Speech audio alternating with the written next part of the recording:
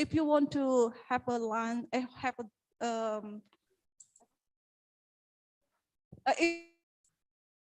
if you want to have the breakfast first, it's deja vu. Tabemasu deja vu. No. It's okay. It's already 10:30 in the morning in Japan. Okay. Deja vu for waiting for. Yeah, we can wait. Come to our. Mm-hmm.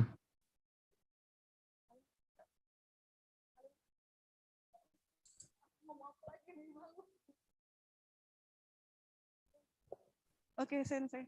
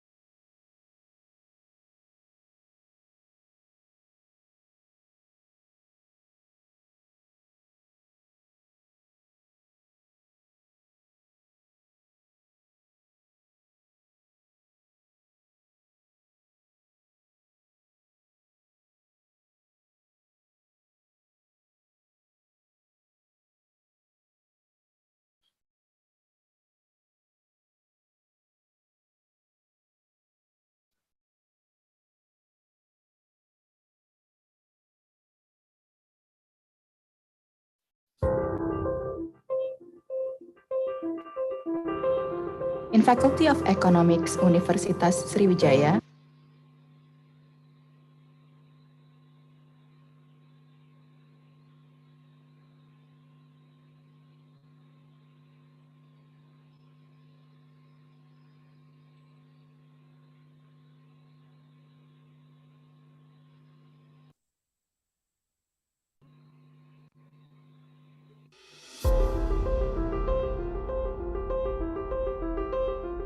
In Faculty of Economics, Universitas Sriwijaya, instead of giving knowledge to our students, we are planting seeds of knowledge that will rooted strongly and grow for the usefulness of others.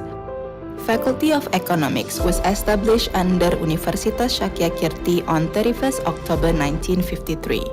Before the inauguration of Universitas Sriwijaya on 17 September 1960, the faculty was handed over to Universitas Sriwijaya, which then the forerunner of the faculty, and officially it is established on 3rd of November 1960. Welcome to Faculty of Economics, Universitas Sriwijaya. Campus of Indralaya is located on Jalan Raya Palembang Prabu Mulih, which is about 45 minutes from Palembang campus. This campus is mainly for the Center of Undergraduate Degree.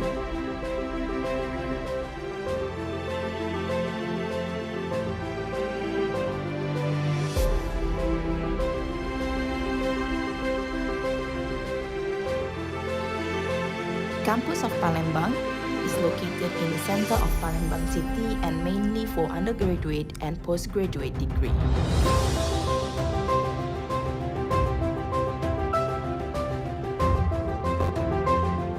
Both Palembang and Indralaya campus Faculty of Economics have strategic locations. For Palembang campus, Faculty of Economics is located near the main gate and Magister Management.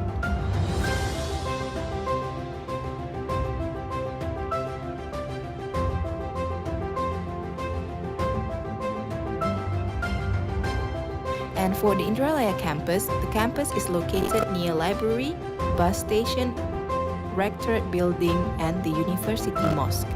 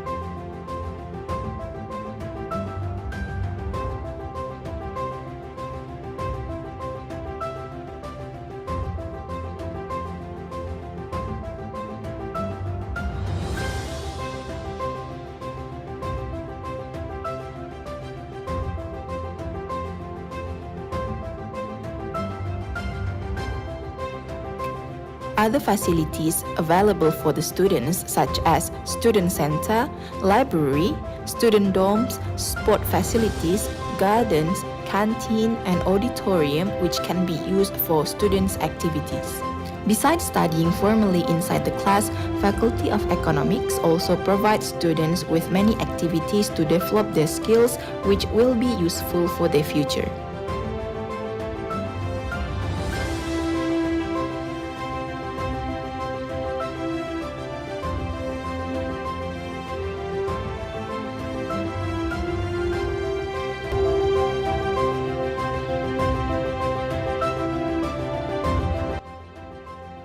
Assalamualaikum warahmatullahi wabarakatuh. The vision of Faculty of Economics, Universitas Sriwijaya is to become a leading faculty in the field of economics, management, and accounting.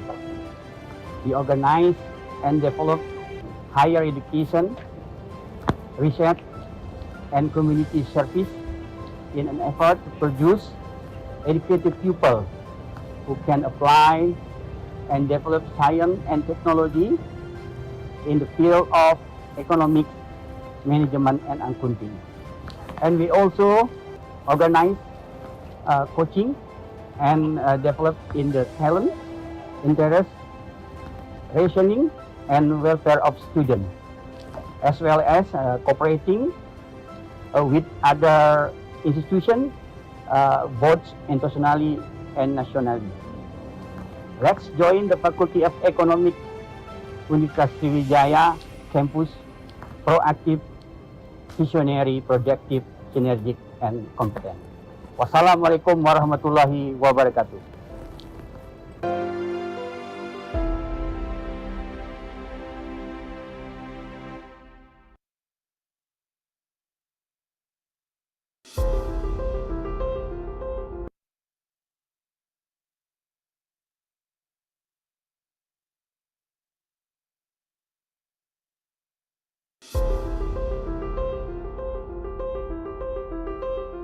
In Faculty of Economics, Universitas Sriwijaya, instead of giving knowledge to our students, we are planting seeds of knowledge that will rooted strongly and grow for the usefulness of others.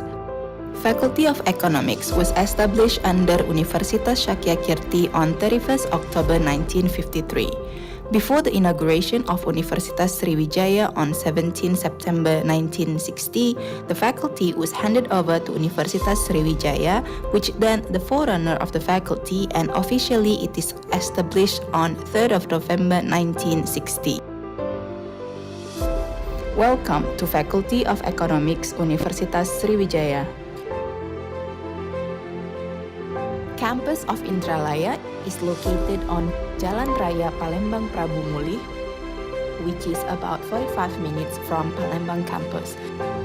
This campus is mainly for the Center of Undergraduate Degree.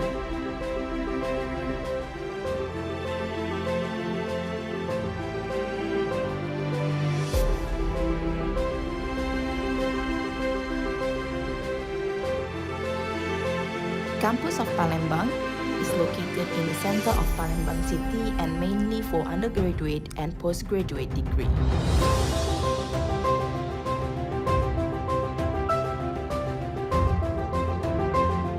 Both Palembang and Indralaya campus Faculty of Economics have strategic locations. For Palembang campus, Faculty of Economics is located near the main gate and Magister Management.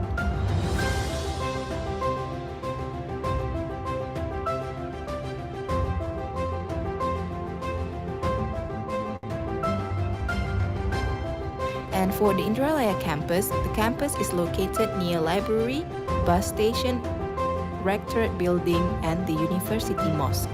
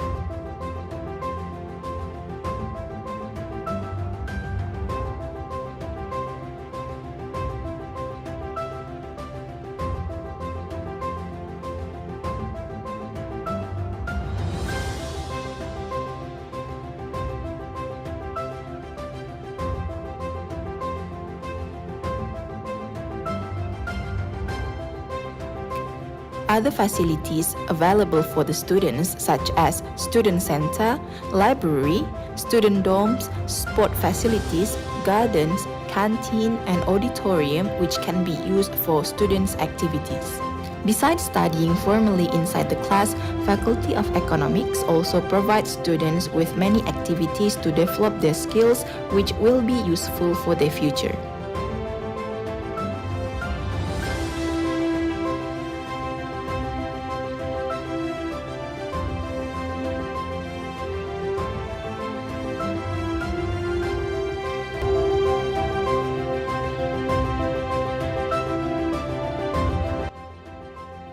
Assalamualaikum warahmatullahi wabarakatuh. The vision of Faculty of Economics, Universitas Sriwijaya is to become a leading faculty in the field of economics, management and accounting. We organize and develop higher education, research and community service in an effort to produce educated pupils who can apply and develop science and technology in the field of economics, management and accounting. And we also organize coaching and develop in the talent, interest, rationing and welfare of students, as well as cooperating with other institutions, both internationally and nationally. Let's join the Faculty of Economics, Universitas Sriwijaya campus, proactive, visionary, projective, synergic, and competent. Wassalamualaikum warahmatullahi wabarakatuh.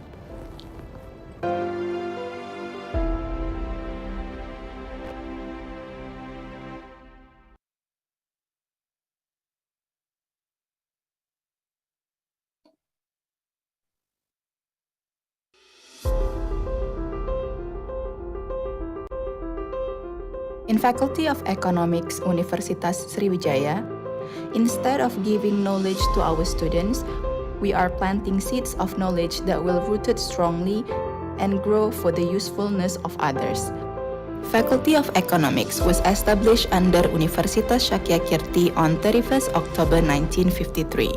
Before the inauguration of Universitas Sriwijaya on 17 September 1960, the faculty was handed over to Universitas Sriwijaya, which then the forerunner of the faculty, and officially it is established on 3rd of November 1960. Welcome to Faculty of Economics, Universitas Sriwijaya. Campus of Indralaya is located on Jalan Raya Palembang Prabu Mulih, which is about 45 minutes from Palembang campus. This campus is mainly for the Center of Undergraduate Degree.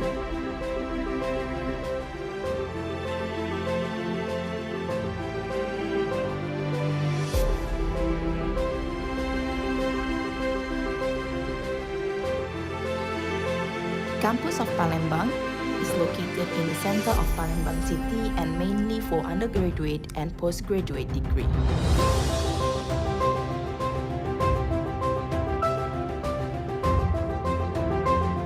Both Palembang and Indralaya campus Faculty of Economics have strategic locations. For Palembang campus, Faculty of Economics is located near the main gate and Magister Management.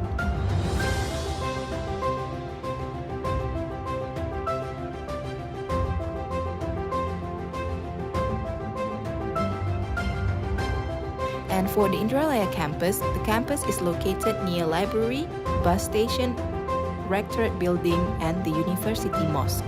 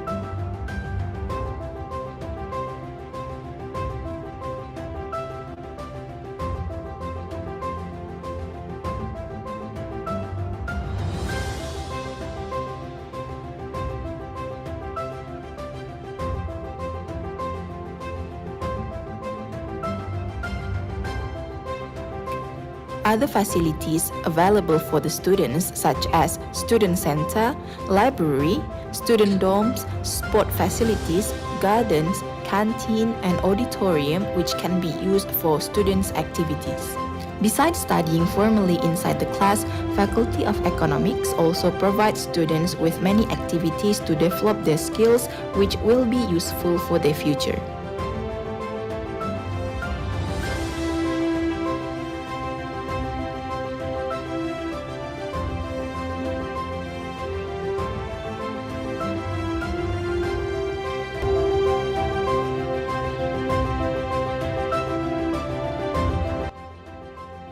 Assalamualaikum warahmatullahi wabarakatuh.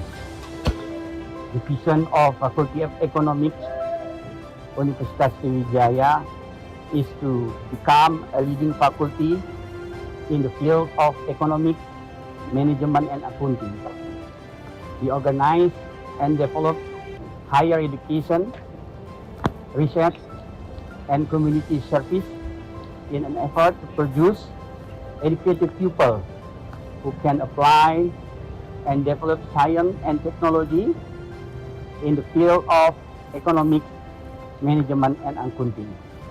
And we also organize coaching and develop in the talent, interest, rationing, and welfare of students, as well as cooperating with other institutions, both internationally and nationally.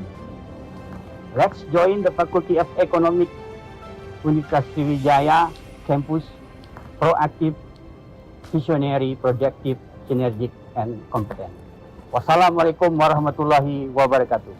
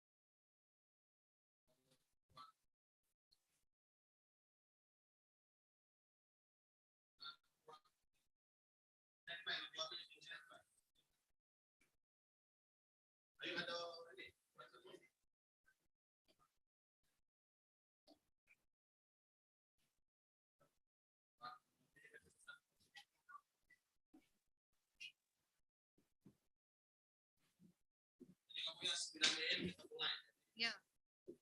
Sekarang jam berapa?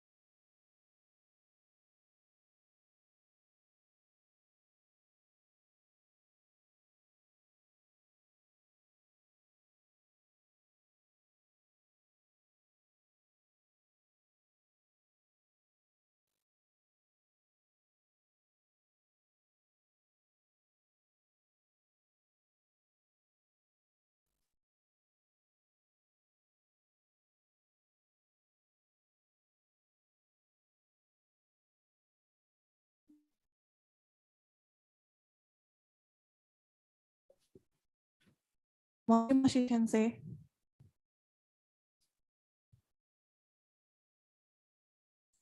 Moshi. Yep. Could you say it again? Okay, Sensei, we will start in 5 minutes ahead. Yes. Okay. もう一回ね。もう一回ね。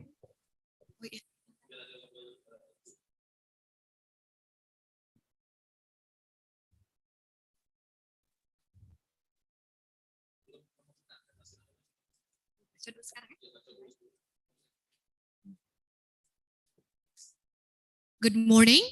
The public lecture will be start in 5 minutes. Please be seated. Before we start, I would like to thank you for joining us on Zooms. You can also see and access this public lecture through YouTube Ekonomi Pembangunan FE Unsri. I would like to ask the participants to kindly mute the speakers of your laptops, mobile phones, or any other device to avoid any disturbance during these events. Please activate your webcam during the public lectures. Use your own personal identity on your Zoom profile, and for discussion sessions, please write down your questions in the questioning and answering forum. And as e-certificate will be given to the participants who accomplish the whole sessions, and chat room only allow for communications about materials, topic, idea, critics, questions, and suggestions. E-certificate and material link will be shared at the end of this event.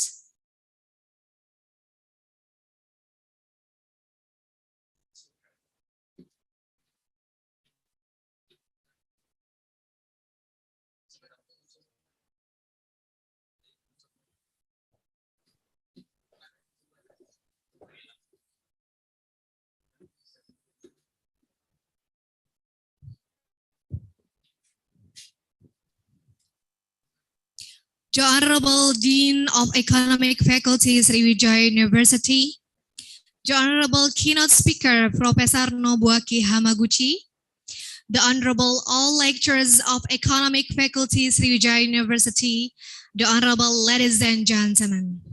Assalamualaikum warahmatullahi wabarakatuh. May peace upon us. Good morning. Welcome to the Public Lecture Series 2 2022 held by Economic Faculty, Sriwijaya University. I'm Rasida Pertiwi, will be your Master of Ceremony and this today's event. On behalf of the organizing committee, I would like to extend the warm welcome to all the speakers and all participants for joining these public lectures entitled, What Can We Learn from Spatial Economics, Implication for Regional Development as the Forms of Collaborations between Economic Faculty, Sriwijaya University, and Laboratory for Economics and Business Applications. The honorable distinguished participants, ladies and gentlemen, before we start these events, I would like to inform you the agenda or the rundowns of today's events. First, there are recitations, listenings of the Indonesian national anthem. Dance will be followed by the welcoming speech from the Dean of Economic Faculty. Photo sessions. The events will then proceed to the presentations and discussion sessions. Closing. The honorable distinguished participants, ladies and gentlemen, before we come to our main agenda for today, let us pray. We'll be led by Mr. Ihsan Hamidi, SHI, MSI. Please welcome Mr. Ihsan Hamidi. Assalamualaikum warahmatullahi wabarakatuh. Before we begin this public lecture, allow me to lead this prayer. For who's not a Muslim, you can pray by your own faith. Allow me to lead this prayer by Islamic ways. A'udzu billahi minasyaitonir rajim. Bismillahirrahmanirrahim. Alhamdulillah rabbil alamin hamdan na'imin hamdan syakirin hamdan yuwaffi ni'amahu wa yukafihu mazidah. Ya Rabbana walakal hamdu kama yanbaghi li jalali wajhikal karim wa azimi sultanik. Allahumma salli ala Sayyidina Muhammad wa ala ali Sayyidina Muhammad. Allahumma inna nas'aluka salamatan fid din wa afiatan fil jasad wa ziyadatan fil ilmi wa barakatan fil rizqi wa taubatan qablal maut wa rahmatan indal maut wa maghfiratan ba'dal maut. Allahumma hawwin alaina fi sakaratil maut wan najata minan nari wal afwa indal hisab. Allahumma ighfir lana wa li walidayna warhamhuma kama rabbayana shighara wa li jami'il mu'minina wal mu'minat wal muslimina wal muslimat al ahya'i minhum wal amwat innaka ala kulli syai'in qadir.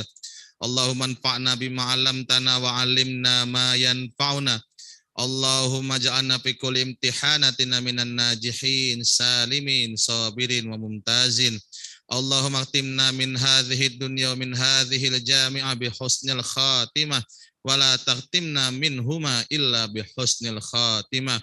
Rabbana zalamna anfusana wa illam taghfir lana wa tarhamna lanakunanna minal khasirin. Rabbana atina fid dunya hasanah wa fil akhirati hasanah wa qina adzabannar. Subhana rabbika rabbil izzati amma yasifun. Wassalamun alal mursalin walhamdulillahi rabbil alamin. Taqabbalallahu minna wa minkum. Thank you. Assalamualaikum warahmatullahi wabarakatuh.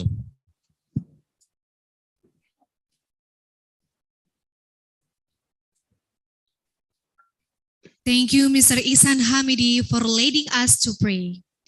The honorable distinguished participants, ladies and gentlemen, to honor our country, please stand up for listening the Indonesian national anthem, Indonesia Raya.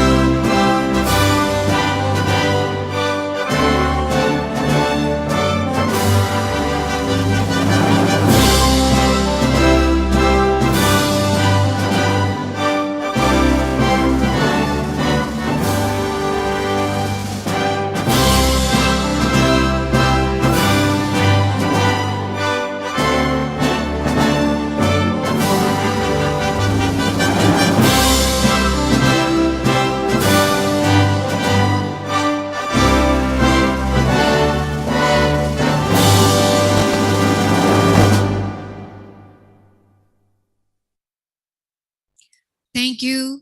Please be seated. The honorable distinguished participants, ladies and gentlemen, we are now going to listen the opening speech of Public Lecture Series 2 2022 from Economic Faculty Dean Sriwijaya University will be represented by the Vice of Dean for Students and Alumni Affairs Faculty of Economic Sriwijaya University. Please welcome Mr. Dr. Suhel SEMSI. Thank you. The Honorable Prof. Nobuaki Hamaguchi, Professor of Kobe University, the Honorable participants and guests of the International Public Lecture 2022, good morning. Assalamualaikum warahmatullahi wabarakatuh. First of all, praise the presence of God, the Almighty, for all the abundance of His grace and guidance, so that we can gather here for attending virtually the International Public Lecture 2022 entitled What Can We Learn from Spatial Economics? Implication for Regional Development. Ladies and gentlemen, on behalf of the organizing committee, we are glad and pleased to welcome you to the first International Public Lecture 2022, which held by the Faculty of Economics Sriwijaya University. I express my highest gratitude and appreciation to our speaker today, Mr. Professor Nobuaki Hamaguchi, for giving his time to be our keynote speaker. Ladies and gentlemen, this public lecture activity aims to provide information and knowledge about spatial economics and its implementation for regional development. Thus, the economics process in an area is expected to be able to maximize the potential of the region to support the level of the economy properly. I believe this event will provide a valuable opportunity for students, researchers, industry specialists, and decision makers. And also this seminar will be the source of innovative ideas and concepts in the development of spatial economics in the future, especially in the field of sustainable development. This seminar will not be well organized without the support of various parties and contribution for the participant. Therefore, I want to express my gratitude.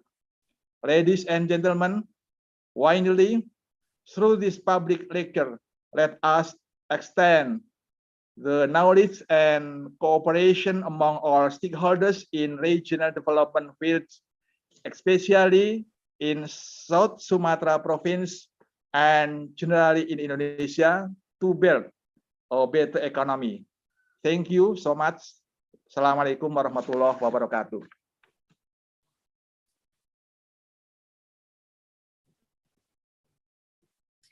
Thank you, Mr. Dr. Suhel SEMSI, for the opening speech. Now, the public lecture series 2 to 2022 held by Economic Faculty Sriwijaya University is officially open. The honorable distinguished participants, ladies and gentlemen, the next agenda is photo sessions. I would like to invite all the participants to join the photo sessions together. Please turn on your video camera and be prepared.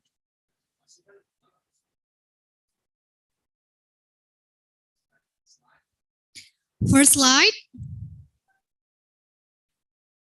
Second slide. The third slide. Fourth slide.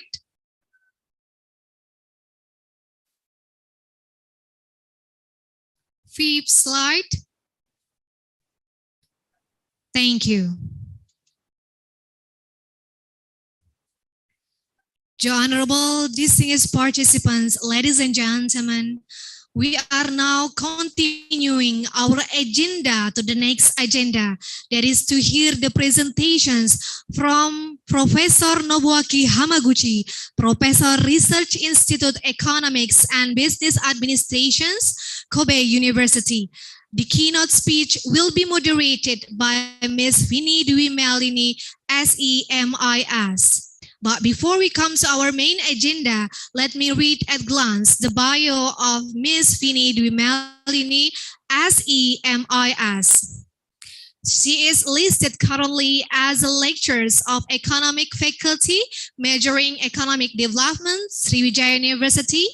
Her master's degree was taken from Kobe University, Graduate Schools of International Cooperation Studies, majoring of Economic Development and Policies. She is the awardee of Asian Development Bank Japan scholarships at Kobe University, and she is also the winner of the Best Paper at Istanbul Startup Forum 2020. Ladies and gentlemen, please welcome our keynote speaker, Professor Nobuaki Hamaguchi and Vini Dwi Melini SEMIS. All right. Thank you for host. Everyone, good morning. Minasan, ohayo gozaimashita.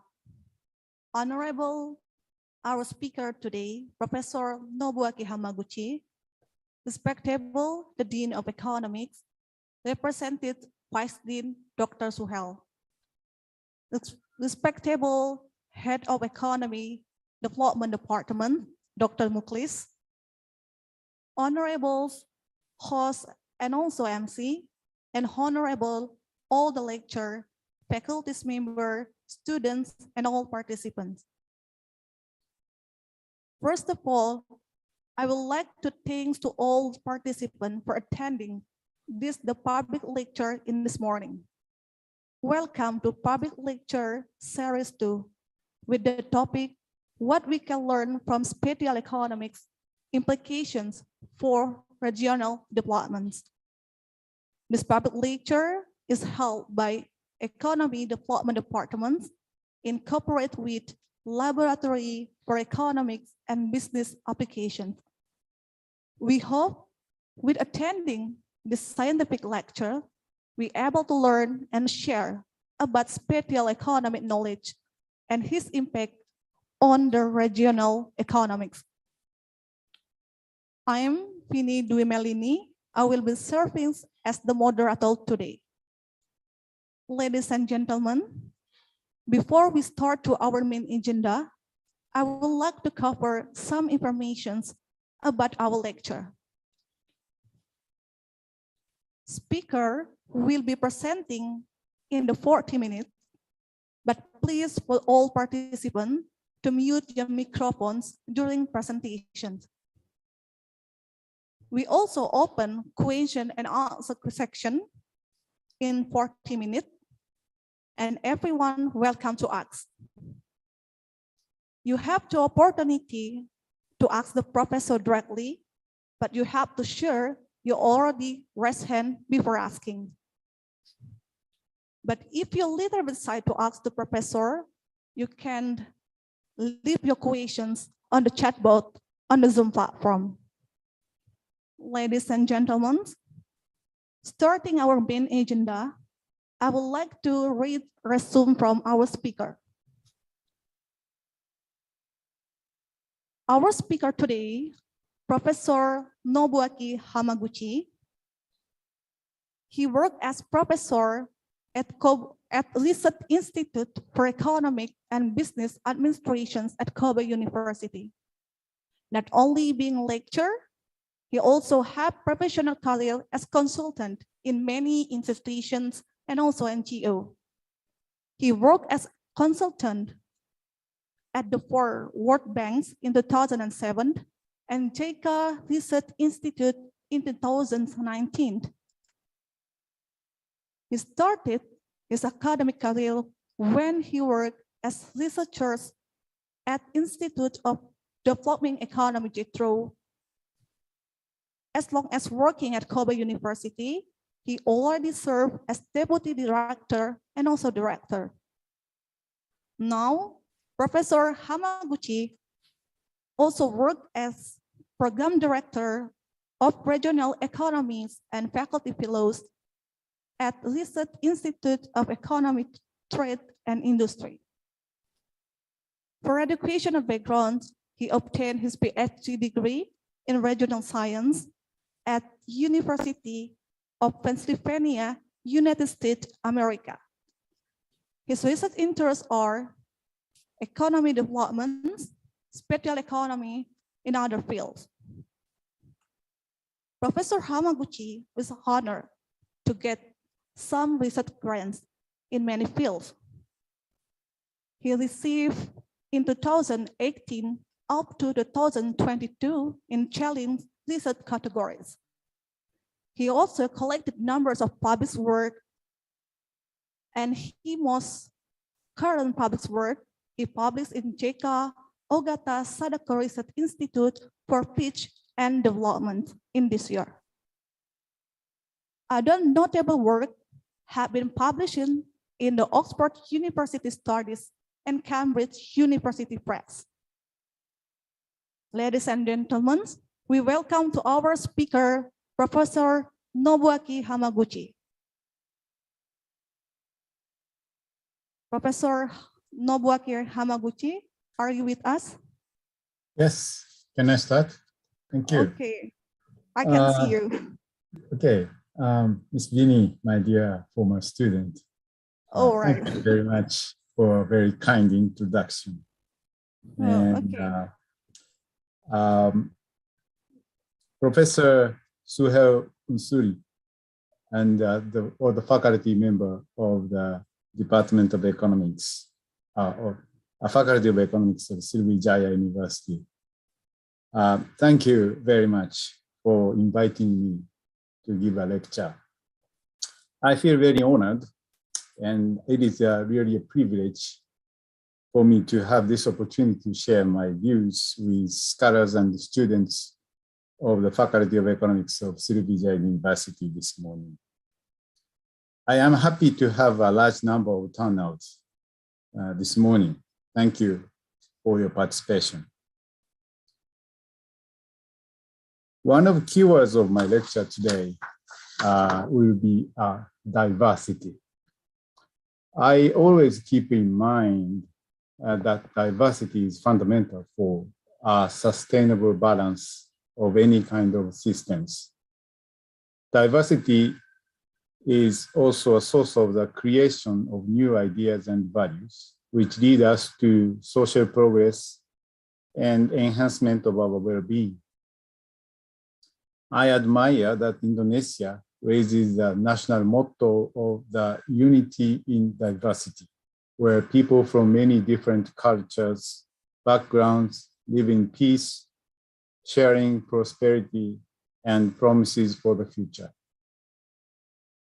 Unfortunately, I have never had a chance to visit your country, but I hope I will be able to go to Indonesia someday soon after ending the current COVID-19 pandemic, and I will be able to learn about your country in person.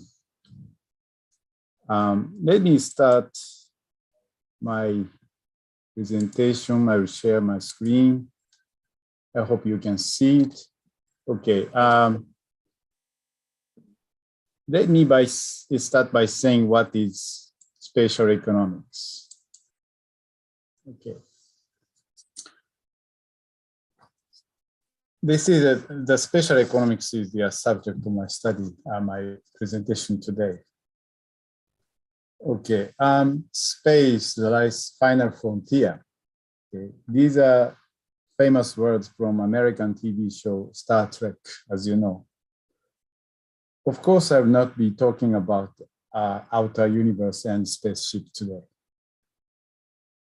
Let me start arguing that the role of geographical space and distance, effect of distance in economic life has been largely ignored in the theories of economics until 1980s. This sounds rather odd to me, because every morning we check appointments of the day and arrange the plan of the day, our works, where to go, and how to move around most efficiently.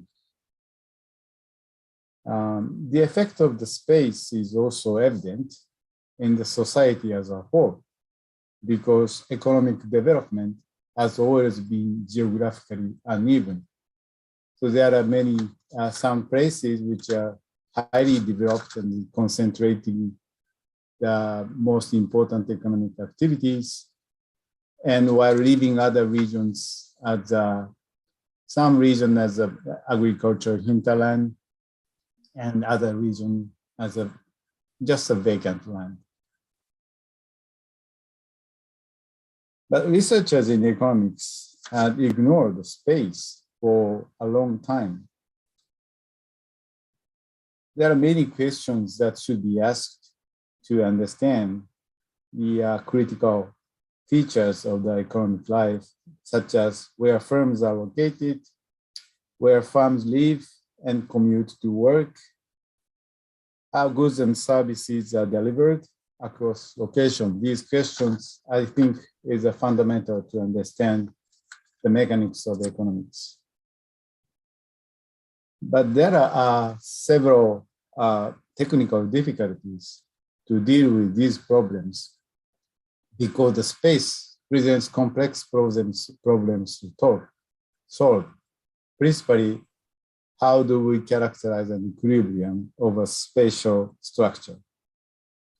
Furthermore, in the multiple equilibria setting, which is highly likely, the choice of an equilibrium is subject to the historical path dependence.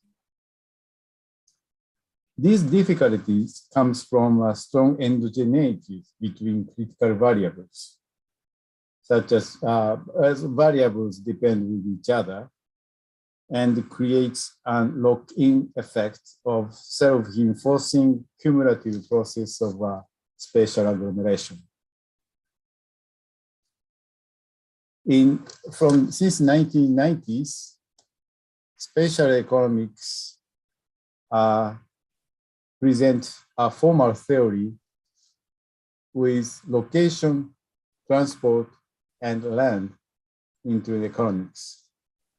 As a recent review article by Proust and Tiss in 2019 in Journal of Economic Literature has presented very clearly. So following the guide of this article by Proust and Tiss, I will explain which issues are addressed in spatial economics. First, why are economic activities unevenly distributed across space at different spatial scales? And why such differences are maintained over the time? Does the steady drop in transport costs since the mid-19th century, compounded by the near disappearance of communication costs through the development of internet, those things imply that distance and location have disappeared from economic life? And I would say definitely no to this question. Why do lasting and sizable regional disparities exist in many countries? And why do firms locate in areas where labor and land are expensive? This is I think, a kind of a tricky question to ask because we tend to consider that firms prefer location with cheaper costs. But actually, many firms prefer locating in expensive areas, and we'd like to see why. Does building inter-regional transport infrastructure help to reduce inequality across space? This is also a very interesting question. And in some cases, development of transport infrastructure will further promote a concentration of economic activities to a very limited places. And the inequality across the space will be further exacerbated. The last couple of questions are more, philosophical rather than technical. First of all, why do cities exist? And why do they differ in size? Why are workers better paid and housing more expensive in larger than small cities? And are workers sorted by skill across cities? The last point, the sorting is a new topic in spatial economics.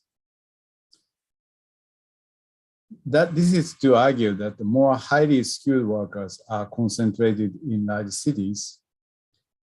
If this is the case, workers do not get more productive because they are in bigger cities, as the Marshallian externality argument pointed out. On the contrary, bigger cities attract originally more productive workers.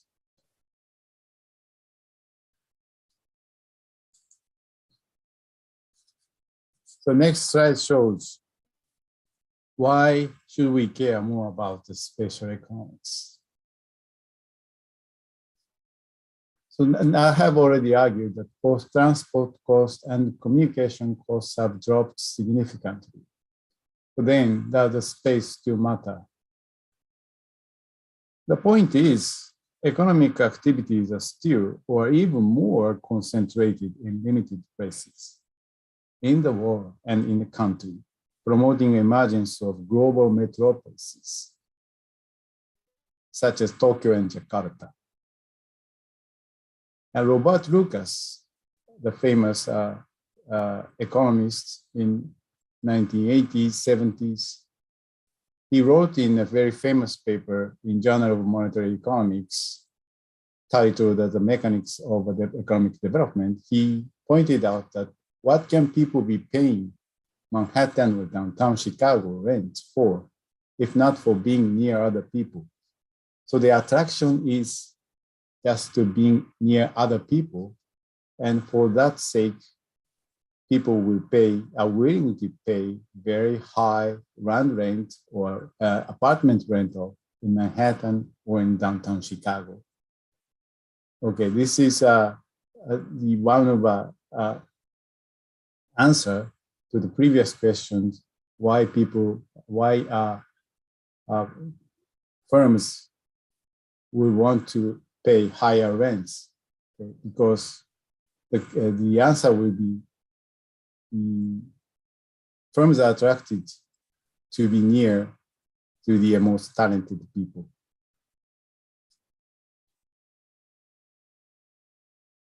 So these questions lead us to our argument that transport, location, and land are essential factors to understand our economic life and draw policy implications. Now, the transport cost here is a critical parameter with which the space will be, with which the heterogeneity in the space will be created. So transportation costs make one place more attractive than another. Without transportation cost, any place is indifferent, any place is the same. But with transportation cost, even very small transportation costs create such a heterogeneity across the space. Location is a critical variable that we choose to maximize our welfare and firms to maximize their profit. And the land is another important variable with which the equilibrium will be created, because in certain place, it cannot accommodate all the economic activities because land is limited. Land is a limited resource. And the more the people and the firms will be located, the rent for land, the price of land will be increased, and it will deter some economic activities and people to live in and to work in such places and prefer cheaper locations. But other economic activities prefer still locating these expensive places because they need to be near other people, like Robert Lucas has argued.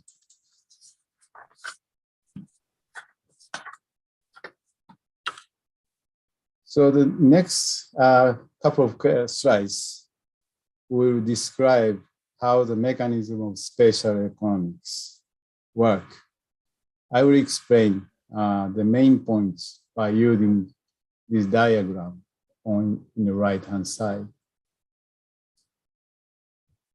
Spatial equilibrium is a state in which no consumer or producer can improve his or her welfare or increase the firm's profit by changing a location. And spatial equilibrium arises from the balance of opposing forces, of agglomeration forces and dispersion forces.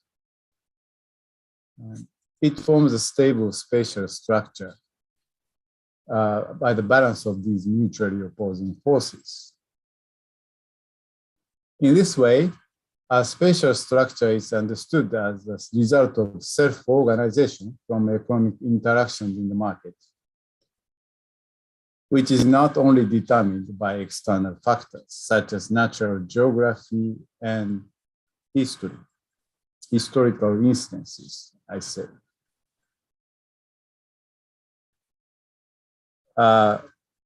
So I mean that therefore any spatial structure is not determined by natural conditions such as weather, good weather, or nice topography to live, natural resources, or clean air or something, or historical accidents alone. These conditions can explain why a big city is formed there, but it does not necessarily explain why these cities still continues to be there. Okay. So we should make these distinctions from natural factors, historical background, and difference with the mechanism through which these agglomerations are maintained. So let me talk a little bit about this, what's the mechanism of these agglomeration forces and dispersion forces. Agglomeration forces are generated by the synergetic effect of diversity and the positive feedback associated with scale economy, leading to a concentration. Okay, so I think this slide is, I would like to say some very critical information about what is really spatial economics is all about. And it is strongly associated with diversity. Now we have here the diagram presenting the diversity in 4 dimensions. The first, let me talk about diversity in consumption of goods. Okay, we prefer always consuming goods as much as possible. All the varieties existing in the market, because we love diversity. We love heterogeneity. We love variety of goods and services. For example, we cannot live on only, for example, in the canteen or in a campus, but we sometimes prefer have a lunch and snack outside the campus or even in downtown to enjoy our life, assuming that even a fixed amount of expenditure per month, we cannot spend every day lunch and snack only in one place, but we tend to change places, and we consume little by little from each canteen and cafe, restaurant and snacks, so on. That's how we maximize our welfare from our consumption life. Okay. The same in services, entertainment, playing, and also learning and health services also. Okay, would like to have specialized services for each purposes which we have. Okay. This our love for variety, taste for diversity, is the motivation of creating concentration, as when transportation cost exists. Okay, because we preferred variety and the providers of services and goods are located across the space, they are not in the same place. They are in different places. And given the existence of transportation cost, each place is different in terms of accessibility to all the services. And we unconsciously calculated where is the best place. When you decide where to live, for example, you unconsciously calculate the most convenient location to live, to access all the services and goods and services that you prefer to consume every day. So this taste of diversity, given the existence of transportation costs, constitute the one kind of index, which I call, in this literature, it is called price index, as the measure of accessibility to all the services that are available in the market. Okay, and the location decision of a consumer is given by the comparison of price indexes. The price index effect, therefore, is to determine the most efficient location to access to all the varieties existing in the market, given the existence of the transportation cost. Another factor is the home market effect. You might be familiar with this term, home market effect, if you are familiar with the literature in international economics or trade theory. It says that a country or a region will become an exporting regional country for product that is more consumed in that market. For example, if you are consuming more certain type of food, you will be at the same time become the exporter of that product. This is what the home market effect is saying. This home market effect occurs because there is a scale economy in the producers. And most of existing literature in international economics says this scale economy arises from a scale economy at the factory level. It said that the more the factory produce, the cost will be less. In spatial economics, it is not only the scale economy at the factory level, but it also discuss about the scale economy at the regional level. This is the more a certain type of economic activities are concentrated in certain locations, each producers, firms and producers, will be able to reduce the production cost. So this is different from the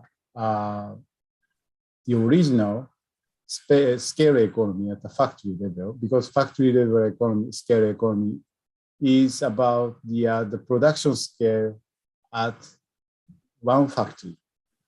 But the home market effect at regional level or location level, which is sometimes called cluster of a certain type of industries. So the agglomeration or cluster of industries and small, medium-sized enterprises contribute to reduce the production cost of each firms, even with the absence of, without the scale economy at factory level. But firms can reduce their production cost by agglomerating with the similar type of firms in the same activity. We can see this kind of, clustering of firms, smaller scale firms, in many instances across in many countries, like textile industry cluster, food industry cluster, automobile industry cluster, electronic industry cluster, such and such. And you can, imagine in a real examples. Okay, this is about the consumption goods and services concentrated. So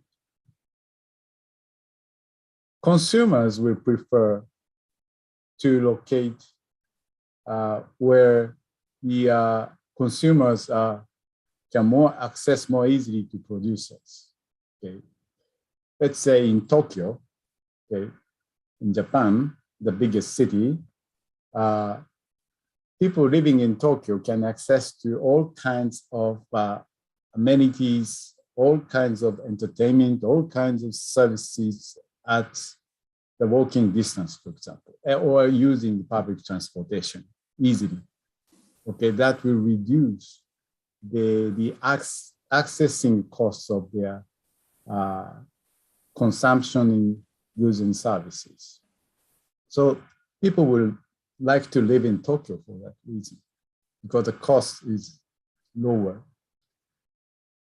And firms providing such kind of services, specialized services, would prefer to locate in Tokyo because there are a large number of consumers attracted by the price index effect. So we can see a mutually reinforcing mechanism between these two variables, okay, location choice variables. As I said, there's the endogeneity, which is very difficult to consider. But if we imagine this way in the diagram, it is much easier to understand. Okay, so the consumers are attracted to a larger number of varieties, and firms are attracted to the larger number of consumers. So we can see mutual reinforcing processes. Okay, here the large number of producers attract consumers, and the larger number of consumers attract more firms to be located there, and firms increase, varieties increase, and more consumers will be attracted. And it will grow the local demand, and again, the more firms will be attracted. So this is the mechanism that I'm talking about. So the same kind of mechanism can attract the firms and consumers. Let's say, okay, let's move to the right side here. Diversity of production for final consumer goods and intermediate goods. The same thing may happen when variety exists in intermediate goods, and producer of final consumption goods will be attracted to a large number of variety in intermediate goods. So the mutually reinforcing process will be working between the price effects, attracting final producers, and home market effects, and creating an even larger variety in intermediate goods. Okay, so this is the consumption side and production sides. And another two factors are rather newer argument in spatial economics. First, we can also consider about the diversity of people or human resources or knowledge for innovative activities. Okay, innovative activities are attracted by a larger number of variety of talented people, among which each talented people are highly specialized. Okay, for example, R&D, research and development activities, are attracted by the existence of a variety of highly specialized, talented young people.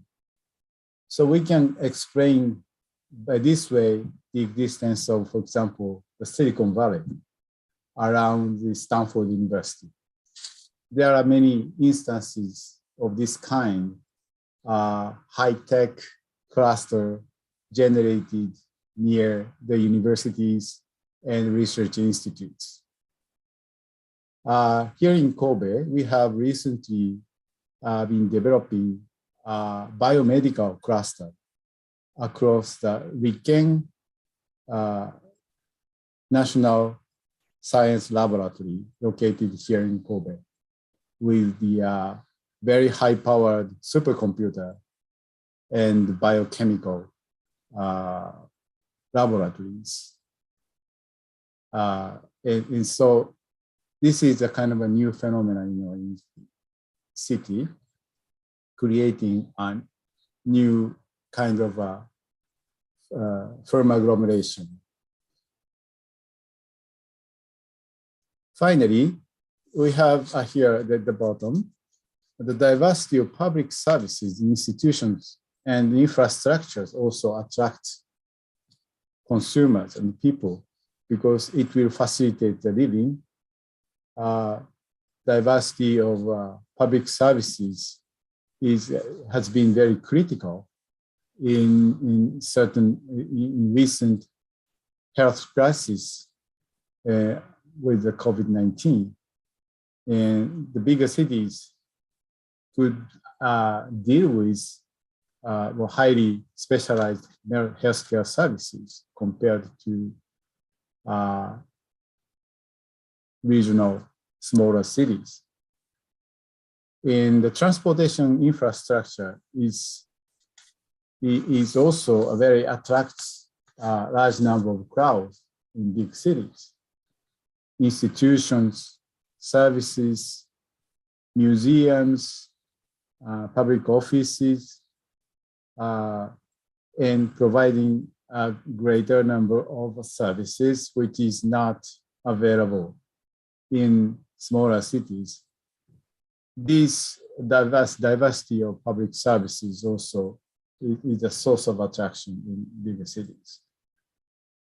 So these 4 points centered in diversity presents a critical mechanism attracting people, creating agglomeration forces. On the contrary, on this side, I would like to argue about the dispersion forces. This is rather easy or neoclassical thoughts because the more the agglomeration will be created, the higher the prices of land and the congestion will be created. Congestion in land, congestion on traffic, congestion in quality of air, such and such, which certainly discourage more people to, to come in because people finally prefer fresh air, less congested, less time to commute. And these dispersion forces are derived from competition on land and other immobile factors and causing congestions. Recently, one additional, for example, dispersion force will be certainly the health crisis, because in larger cities, such as in Tokyo, the risk of getting COVID-19 will be higher. And recently, in last couple of years, the new phenomena in Tokyo, in Japan, is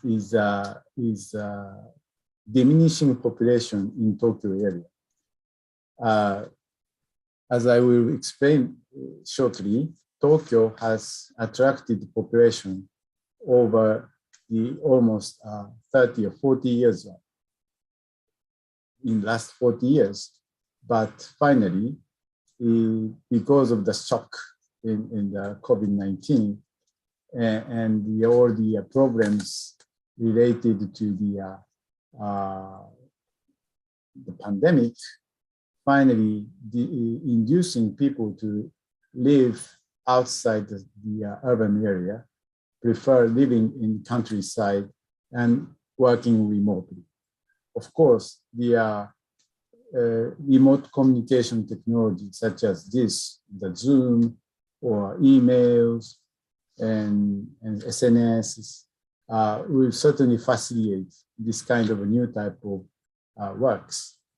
But at the same time, the problem from the congestion was another key.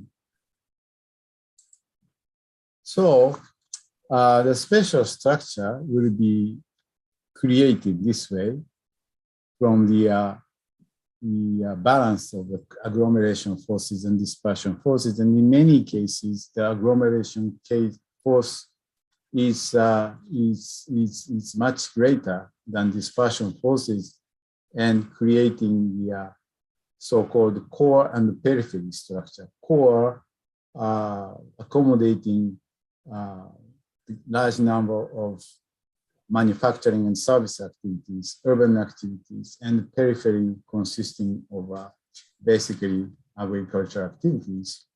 And this spatial structure consisting of core and periphery becomes very stable because agglomeration force dominates the dispersion forces. And this here hierarchical core and periphery structure will prevail. Through the self-organization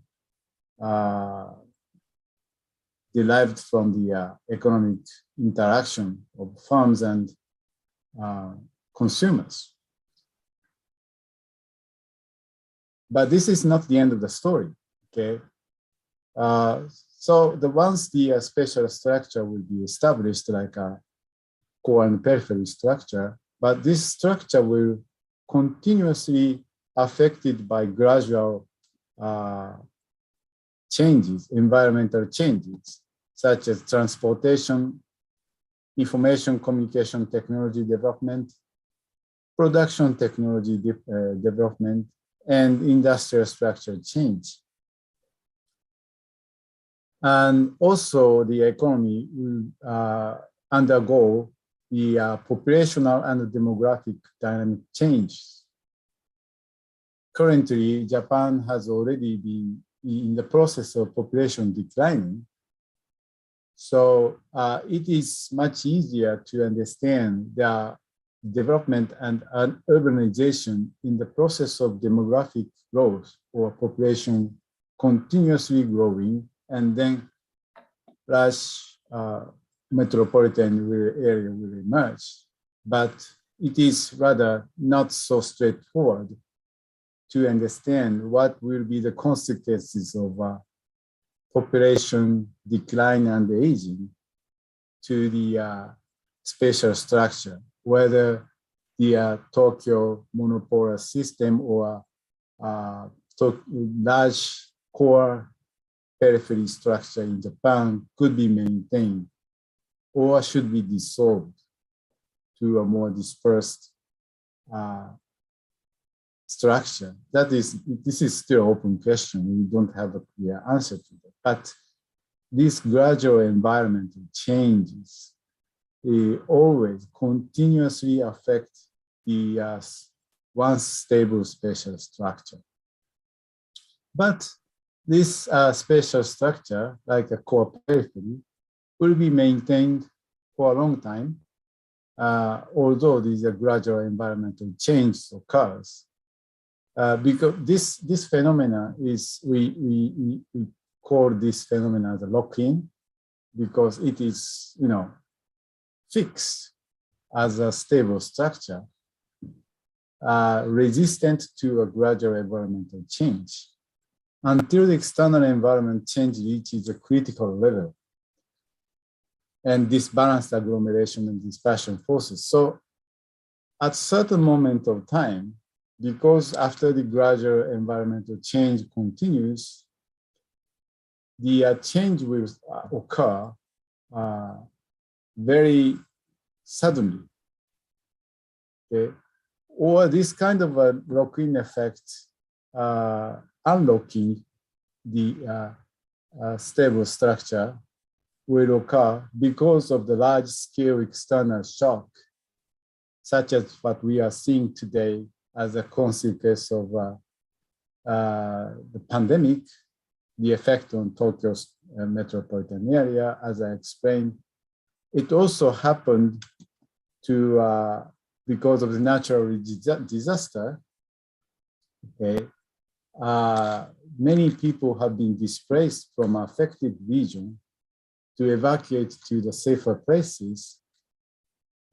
But once the reconstruction of the affected area had been completed, a large number of people didn't go back to the previous original places, and they stayed in evacuated areas, such as big cities. Okay, some people affected in the Great Eastern in Japan earthquake in 2011, affected by tsunami, and they evacuated to the bigger cities for temporary housing, and they didn't go back because they were more easy. It was more easier for them to find jobs and the means of living rather than to going back to the previous place. So this kind of large-scale external shock can trigger a certain catastrophic change, as I described here.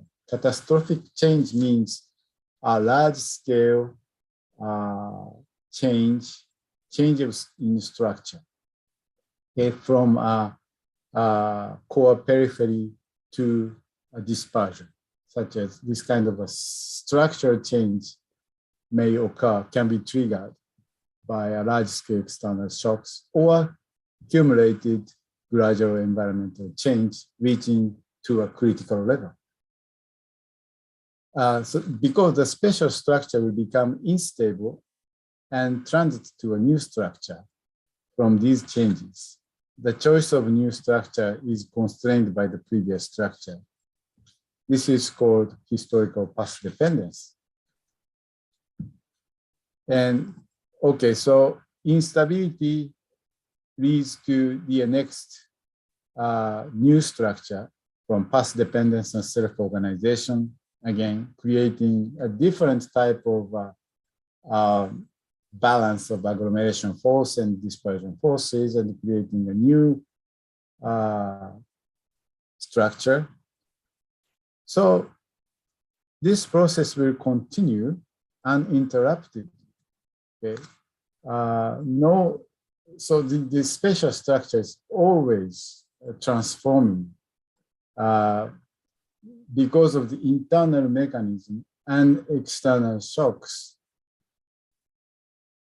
So I will talk about a little bit about using the example of Japan. Okay, so this figure on the right-hand side explains the net population inflow into three areas. Tokyo area is central here, the red part. Osaka area, here, the second largest agglomeration, and my city of Kobe is located the neighbor city of Osaka. And in between, there is Nagoya area, where the manufacturing industry is flourishing, mainly in automobile industry and machinery industries. The famous Toyota is located here.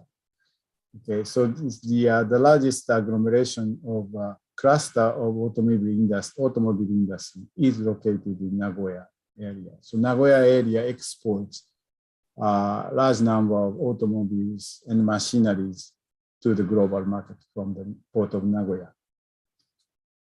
Okay, we have basically three main areas of agglomeration.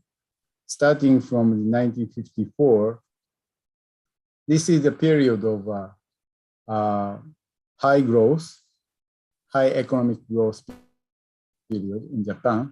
And in comparison, we picked up the Tohoku region here, northeast of Japan, as the region.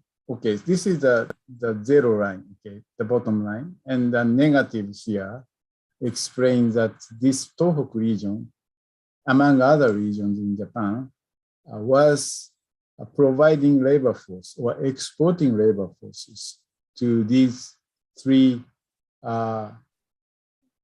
major metropolitan areas of Japan. Okay, this process continued until the mid-1970s. Okay, so Tokyo, Nagoya, Osaka, and it extended to a further western part. Hiroshima is located here, and Kyushu Island here is also another hub, becomes the hub of industrial activities. So this so-called the Pacific belt of industrial area was formed from Tokyo to Kyushu along the rapid train Shinkansen line.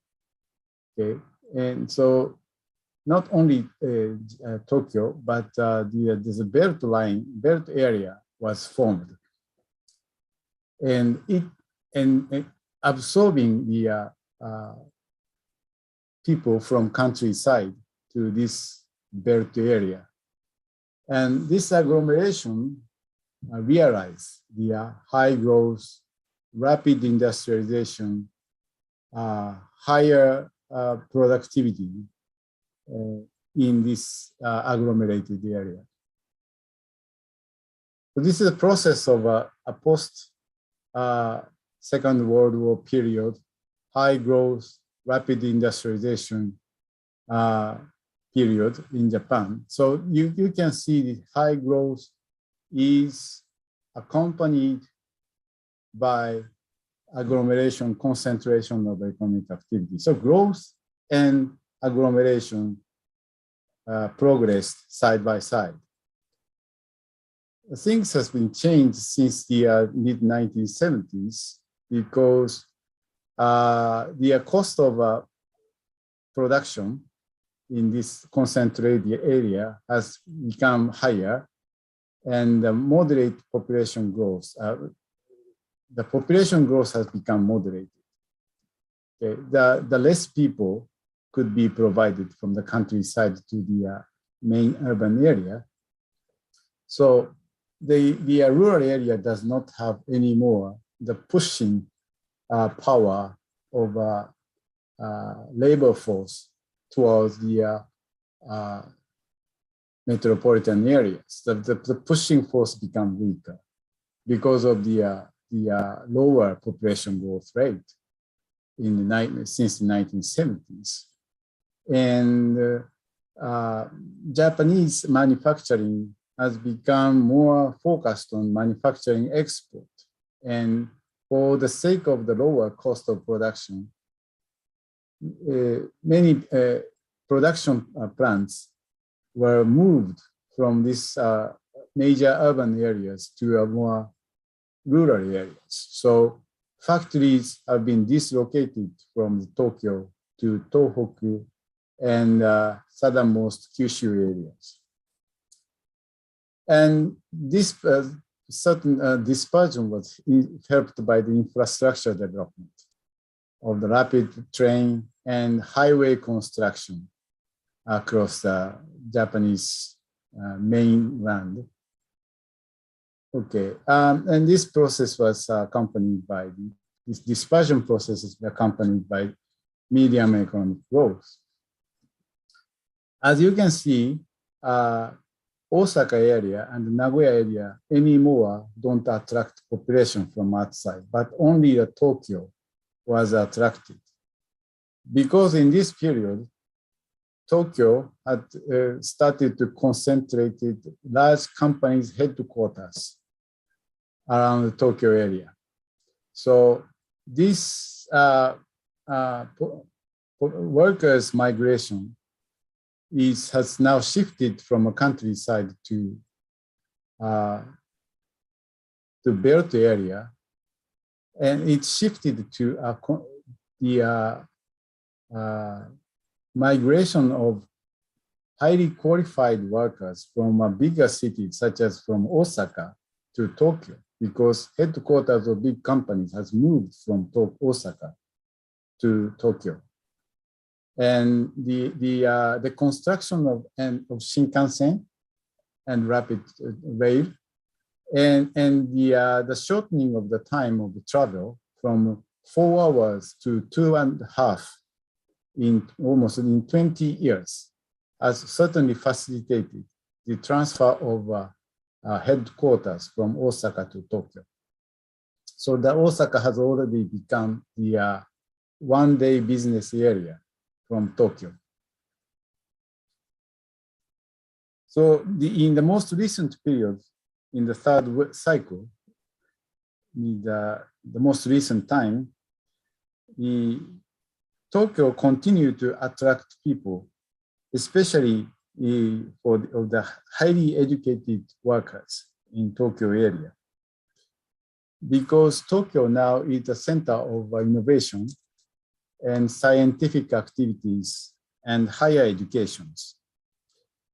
Furthermore, again, the pushing force of labor force from the countryside has already, doesn't exist anymore, because the population has already been aged and population has already been declined in the rural area.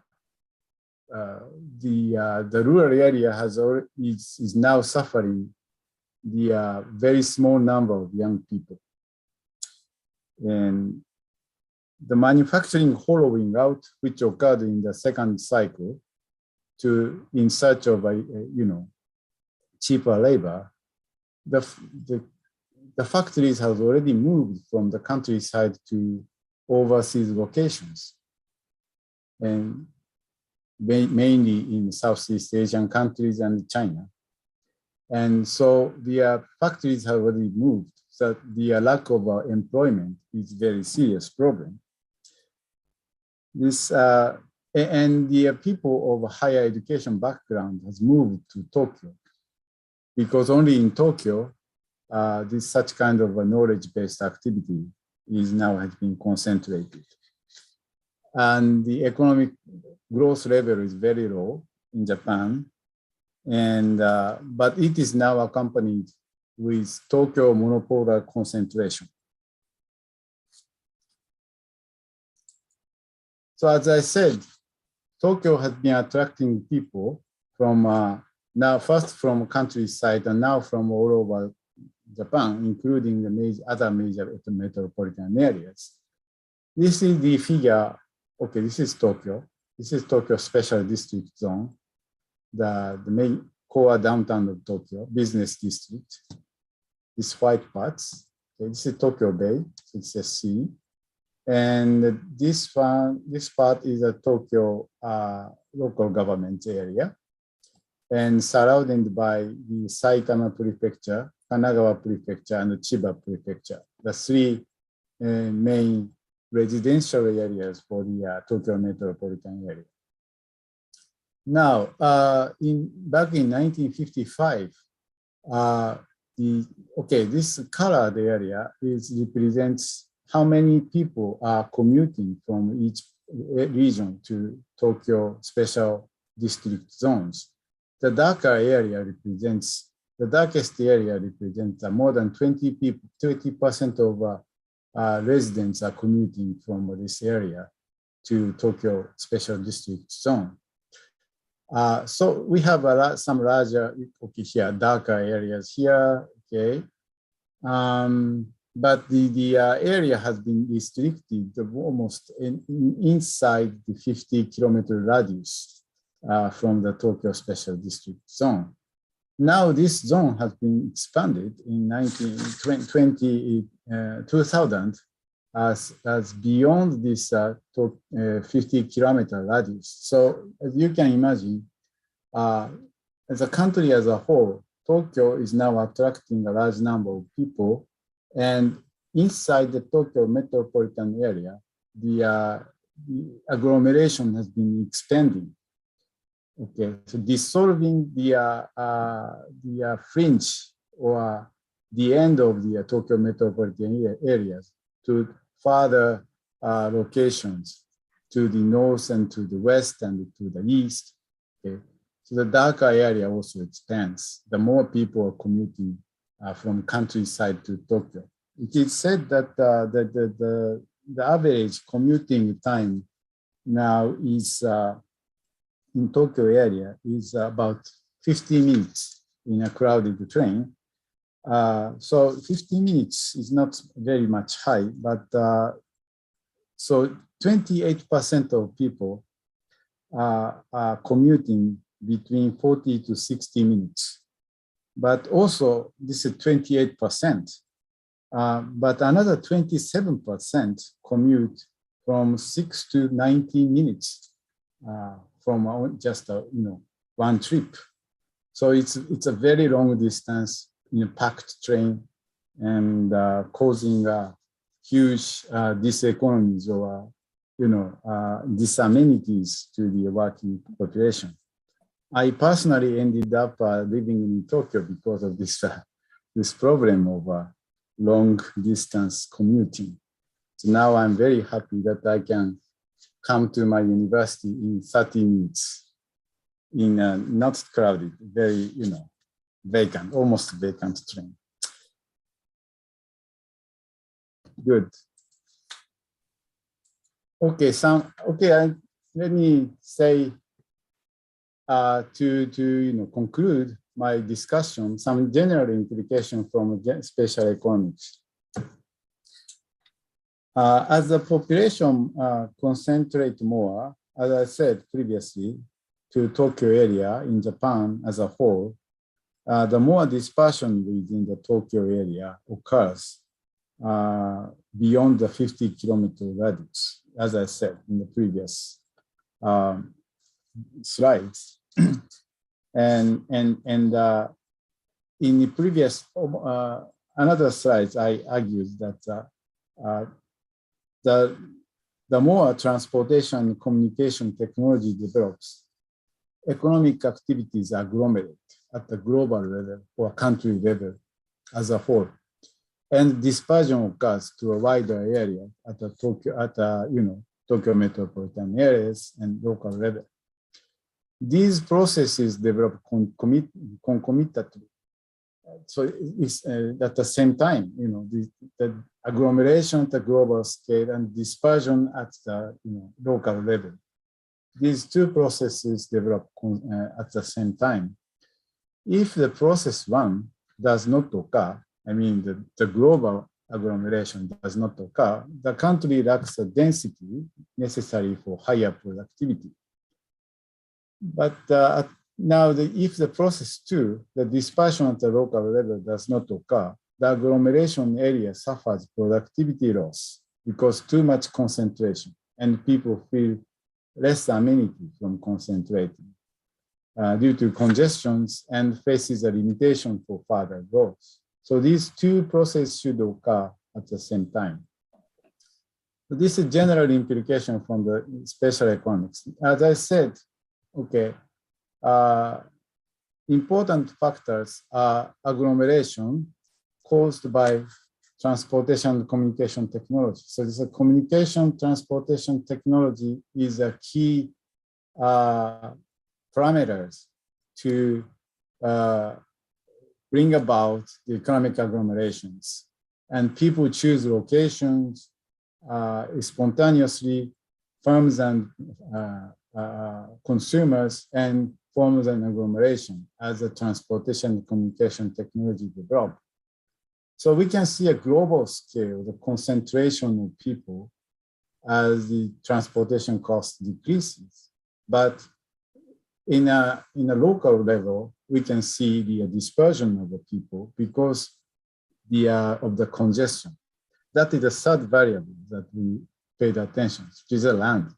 The concentration on a limited supply of land brings about the concentration and causes the dispersion at the local level. So to develop the concentration, agglomeration, and economic development, we need these two forces working at the same time. I draw, some articles to see the case of Indonesia. Well, I'm not familiar with. I should confess that I'm not familiar with the case of Indonesia. But if you look at this diagram presented by Professor Harhil in his co-authored paper in 2008. Okay, this figure shows on the vertical axis is the annual growth rate between 1974 and 2004 of each region. Okay, so these higher growth regions that will be in the this fourth quadrant. Okay, and the horizontal axis represents the non-mining gross regional product per capita. So this is the level of income at the starting point of 1975. So as the conversion theory says, the economic growth theory says, okay, the less a region has been developed in the initial stage, the higher the annual growth rate will be in a certain period of time. So that we expect a negative slope when we plot, the regional samples along these four quadrants. So as we expected, we can see the, rather negatively sloped fitted line here. But this we have here Jakarta, which is a kind of exception. Located in the first quadrant. Jakarta has already been developed initially and still growing, one of the highest growth region during this period. And so because this his analysis of Professor Harhil was ended before the 2004, I kind of a version up of the this diagram for the most recent period, and I obtained almost the same figure of the conversion theory predicts the negative slope of these lines. But again, we have here Jakarta as an exceptional region. So we can conclude that regional convergence is occurring overall, but the continuing agglomeration to the core economy, which is in Jakarta, continue to be prevalent. There are some specific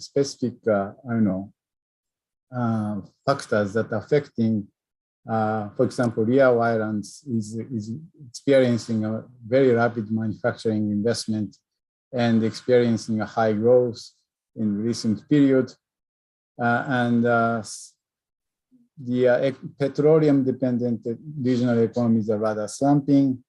Sulawesi Island may be experiencing the boom in nickel because of the electric cars and the battery development, and some factors affecting the Aceh and the lower development because of the disaster, tsunami, and all that. So this may be, some specific explanation may exist, but the general trend is these two regional convergence as an overall, but continuing agglomeration to the core in Jakarta. So I finally come to implication for regional policy in local areas. We have because of this, this one, transportation development induce further agglomerations. Sensei, sorry Yes. for disturbing. We just need 5 minutes left for presentation. Okay, I will conclude in 5 minutes. Thank you for reminding. So any attempt to, deconcentrate counter to prevailing agglomeration forces, it will not be productive. Okay, so politicians tend to be, consider the development of underdeveloped regions. But because of this, the very prevalent force of agglomerations, any attempt to, ignoring this economic force will not succeed. And actually, this more higher concentration can be productive. Recent paper by Brian and Morten in 2019 on, I think, Journal of Political Economy, one of the top journals in economics. They analyzed the case of Indonesia and found that reducing migration barriers in Indonesia to the US level will lead to 7.1% productivity growth. So it will be good in terms of higher productivity and higher growth to reduce the cost of mobility, cost of transportation. But the problem is, this is also, we have to already keep in mind that cities tend to grow above the optimal size because of the lock-in effect, as I said. Lock-in effect is the effect of keeping status quo, the existing structure beyond the optimal sizes. And if this agglomeration, these economies, the bad effect from agglomeration become relevant, so regional policies as a play to mitigate this kind of market failures, and the situation can be justified. The regional policies should be justified on this argument. Beyond the market failures, regional policies can play a positive role to enhance innovations, home market effect, and price index effect. That is, it is regional policy to enhance the link with external demand and to incorporate external knowledge resources. Okay, so you have, rather than, if the reduction of transportation will induce more higher concentration, and so people may ask, oh, okay, so that's the risk and danger for regional economy outside the metropolitan area. So we have to protect our employment, and rather than reduce, we have to increase the transportation costs to protect our employment. That might be, argued, and I will say it is not true. I should say that each region has its own comparative advantage to develop, and based on that comparative advantage, with the basis of natural resources and the regional factors they have, they can develop the home market effect and create an agglomeration of specialized industry, specialized economic activities. So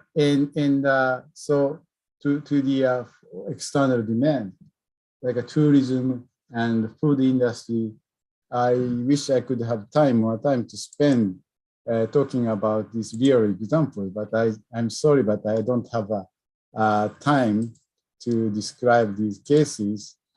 But, okay, I certainly noticed that this is a case of Palembang, of the cluster of Pempek. Miss Vinny has already talked to me about how tasty is the Pempek. I have not tasted very much yet, unfortunately. But I searched on the internet and found that so many people are discussing about the how good the taste of Pempek, of the Palembang, and attracting many tourists to come in. So I think that we should discuss this way to localize greater diversity of enlarged demand. We create a price index effect, one agglomeration of, let's say, Pempek industry to attract more tourists, and business and the employment can be sustained by the external foreign demand. If we have a time, I could elaborate a little bit more on this topic. Thank you very much. Okay, thank you very much for excellent presentations. Okay, Sensei, maybe if you want to come to Indonesia, I will eat the pempek with you. I will accompany you eat pempek. Okay. Thank you. Okay, we come to the question and answer sections. We invite to all participants who want to ask, just raise hand your first, or you can leave your question on the chat box on the Zoom platforms. Mbak, ada siapa? For first section. Okay, Sensei, we have some of participants raise hand and ask to your question directly.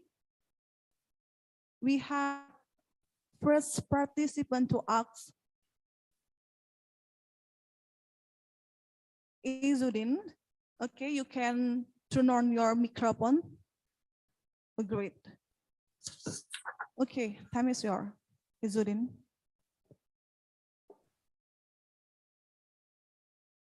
Okay.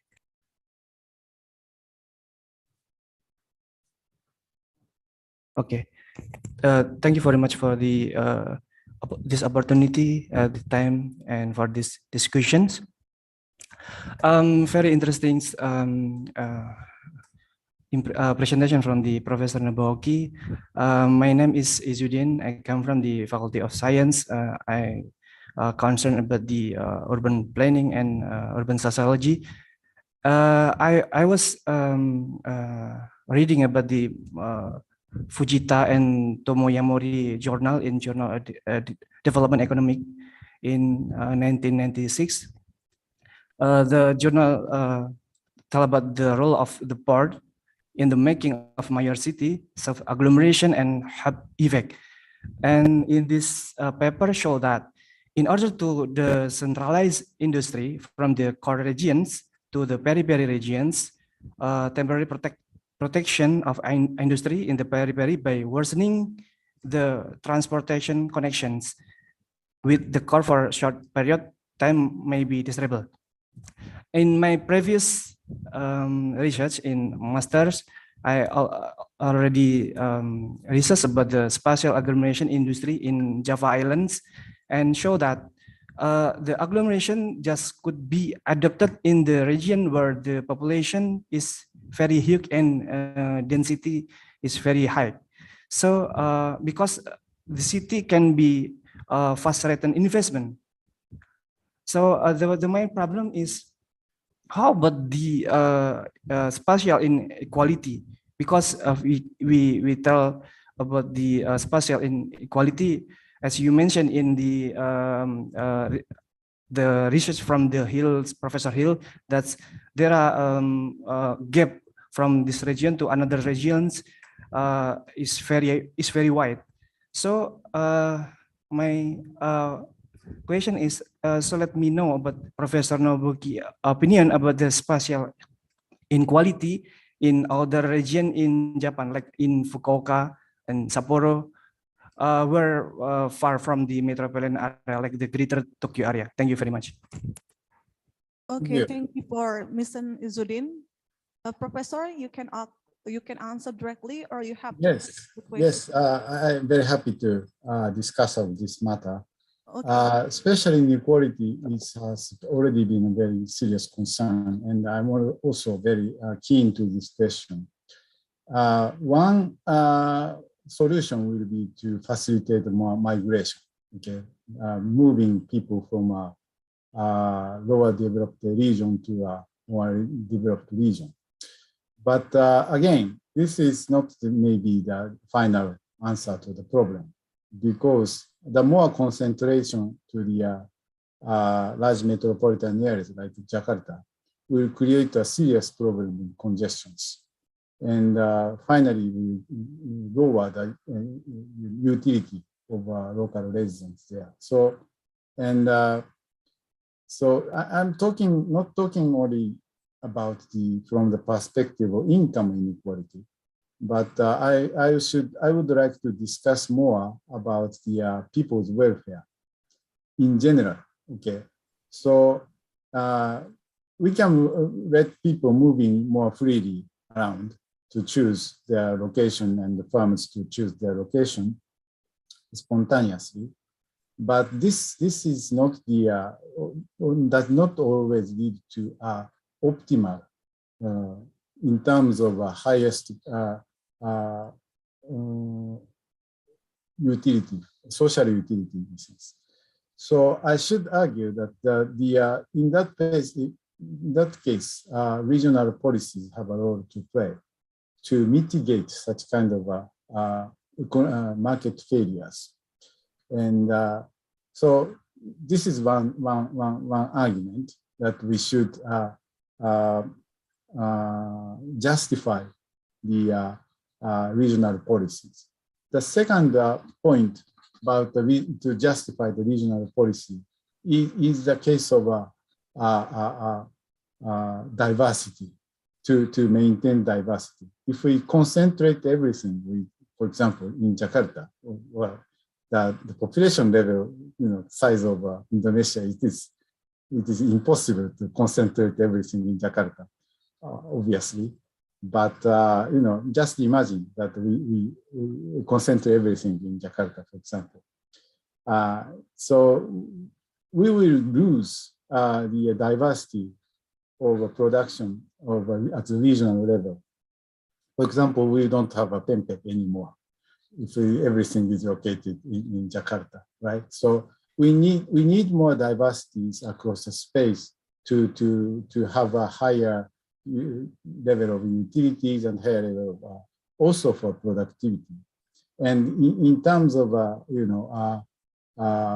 innovation, it is also true that, for example, now today we have a large number of young people concentrated in Tokyo, in Japan.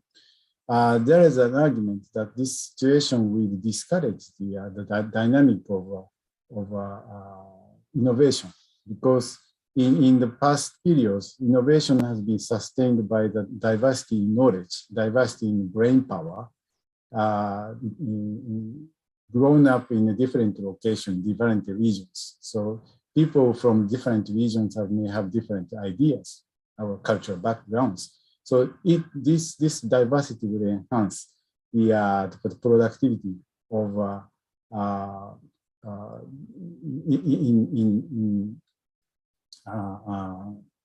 innovation dynamics. So, and we certainly need the innovation dynamics for future growth, right? And so in terms of preserving the diversity and also mitigating the market failures, over concentration, we need some sort of measures in regional policies. This is my personal view on regional policies, not just the income inequality between, from one more highly developed region than another. So if we just concentrate on equalizing, for example, for equalizing the income, I think this kind of policy will not succeed, as I said. Okay, thank you. Okay, thank you for answering the questions. Okay, and thank you also for the first participant to ask. Okay, for the second participants to ask, we welcome to Miss Cladina. Miss Cladina, you can open your microphone.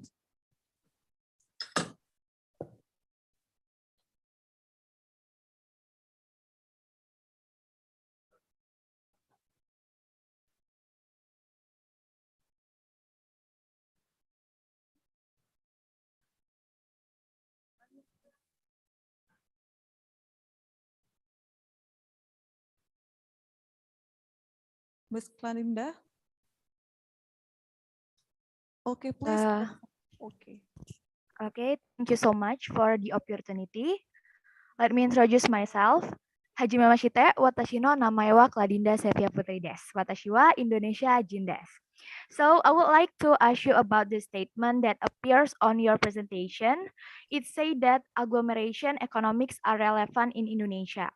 About that, we all know that agglomeration is bring benefit to economics, but from what I understand, agglomeration economic only benefit firms and labor. The other way, agglomeration can cause disparity economics. So the question is, agglomeration economic in Indonesia really bring out the good benefit and economic growth, or is it only can cause disparity economic? If it is cause disparity, how to overcome that problem? That's all about my question. Thank you so much for the opportunity. Thank you, Claudina. I think the statement about the benefit on the benefit of agglomeration is it only for firms and labor? I think this is not true. My perception is the agglomeration will enhance the if it leads to a more diverse and highly productive, more productivity, higher productivity of firms, it will certainly benefit all the consumers, because consumers can enjoy higher variety of consumptions and higher productivities. The products that were not available can be produced in large metropolitan areas.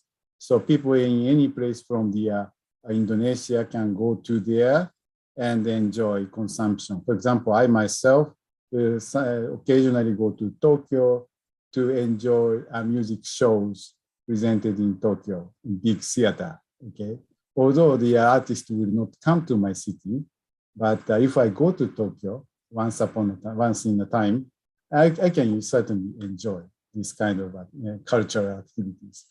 And if that big city does not exist, the artist will be not able to do such kind of shows. Okay, they will show in 1 week, and I can get the ticket for one show during that week, and all the people from Japan can probably enjoy this kind of artistic artist activities. And also I can go to a very big museum in Tokyo to enjoy a world famous painting exhibition, such and such. So the existence of a large metropolitan area will be benefit for all once it is formed correctly. But so the access to this kind of agglomeration should be provided to all the people. Okay, and if one part of a person, a resident in certain area cannot be accessed to that kind of agglomeration to services and goods provided in the agglomeration area, it will be certainly discouraged for the people. Okay, so this kind of disparities of access should not be permitted. So everybody should have a right to access this kind of urban services. Yes, this is one case. And as I commented to Isudin's comments, I don't think it is fundamental that the regional disparities in income itself is not fundamental question, but rather,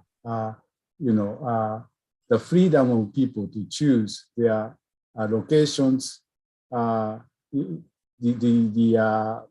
prohibition of freedom to that kind of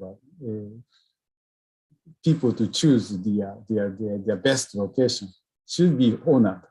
Okay, if a certain type of person is not allowed to move, it will be certainly bad for our population as a whole. So my perception is the transportation technology, communication technology is a good thing, and certain type of agglomeration will facilitate, and it will the utilities and benefits will be for all people, and income inequality will be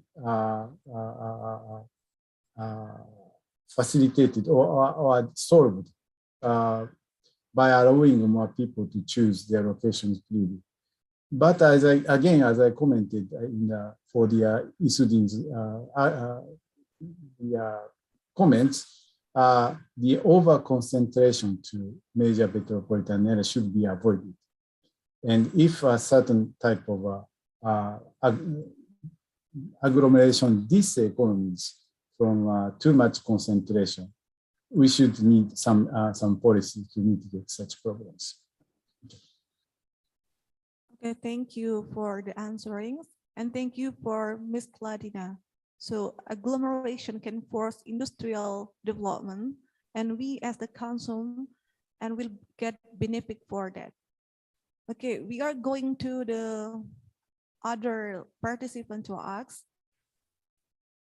Okay, we going to the Mr. Harun Rashid. Mr. Harun Rashid. Okay, he is also the lecturer in Faculty of Economics. Okay, Dozo. Okay, thank you. Good morning, Professor Nobuaki Hamaguchi. Welcome to Indonesia. Based on the fact that our government today has been building massively transportation infrastructure, mainly in terms of toll roads in Sumatra Island. Based on the Japanese experience, can you predict what will happen to Sumatra? Whether the agglomeration force or this dispersion force, which will be dominant in Sumatra? As information for you, most of the products of manufacturing industry needed by the consumer of Sumatra are still provided by manufacturing industries located in Jakarta, West Java, and East Java. So which one will be dominant in the South Sumatra? The second question is based on the theory of home market effect. If the country has the largest number of consumer in a good, it will lead to the position of competitiveness of the country. So the country will export the goods. In fact, Indonesia is the third largest rice consumer in the world after China, India, and Indonesia. But the fact we are still the fifth largest importing countries in terms of rice. So how can you explain it? Why can it happen like that? Thank you. Thank you. Thank you for very interesting questions, Professor Harun Rashid. Well, first I would like to comment on the effect of transportation development in Sumatra. Sumatra, example. what kind of transportation? Is it a high-speed rail or toll roads? Toll roads. Toll roads. Toll roads. Okay. Yeah, it's massively developed. Toll roads, the highways, for example. Highways develops the facilitate the transportation of goods, truck transportations. So this kind of development of transportation will promote further agglomeration of industries, production activities to certain places, as the spatial economics theories predict. So this is one thing, okay? So the economic activities which is requiring, for example, the interaction with the intermediate goods producers, parts and good producers, and final good producers tend to locate together in more limited places. This will be this is occurring as a first outcome. A second outcome will be more labor-intensive economic production activities could be dispersed in search of the lower, cheaper labor. So the two things will occur at the same time. There are more industries which is requiring scale economies, agglomeration economies between interaction between intermediate producers and final producers will tend to agglomerate more. For example, this is the case of automobile industry, typically in Japan. And in the production requiring cheaper labor will be dispersed to the countryside. This is the electronic industry, the case in Japan. Okay, so the two things will occur at the same time. Not the all industries will agglomerate all together in one single location, but it depends on the types of industries. And the second question is, well, I'm sorry, I should be familiar with the Indonesian case about rice production, but back in 1980s, when I was working for Institute of Developing Economies, some of my colleagues told me that it is kind of a dream for Indonesia to be self-sufficient in rice, right? But this dream has never come true. And they say that it is because of natural condition or something. It is the rice production will require I don't know, but the land, plain land, the large dimensions, but Indonesia doesn't have such resources to produce land. Maybe, I don't know, but well, it is true. But the truth is that the rice production does not require scale economy. Okay. What I said is that the home market effect exists for production that is based on a scale economy. Scale economy on a production site or scale economy in agglomerated level or clustering of industries. And I think this, the production of rice does not require the scale economy in those senses. Okay, it does not depend on the scale economy on the production site, and certainly it will not require agglomeration of farmers in certain locations. But generally, the agglomeration of agriculture activity does not occur because of the constraints on land. And land always is a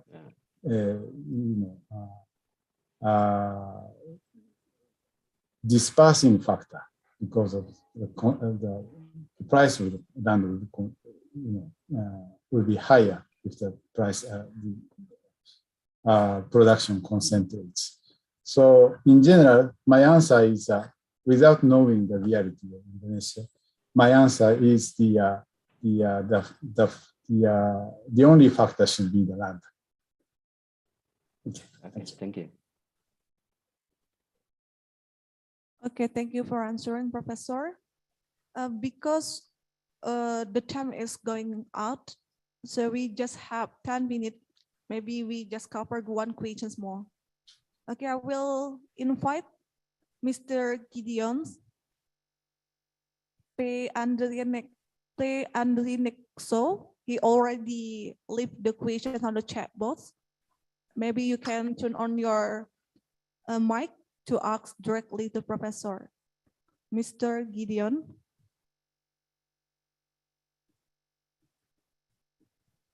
Okay, Mr. Gideon, are you with us?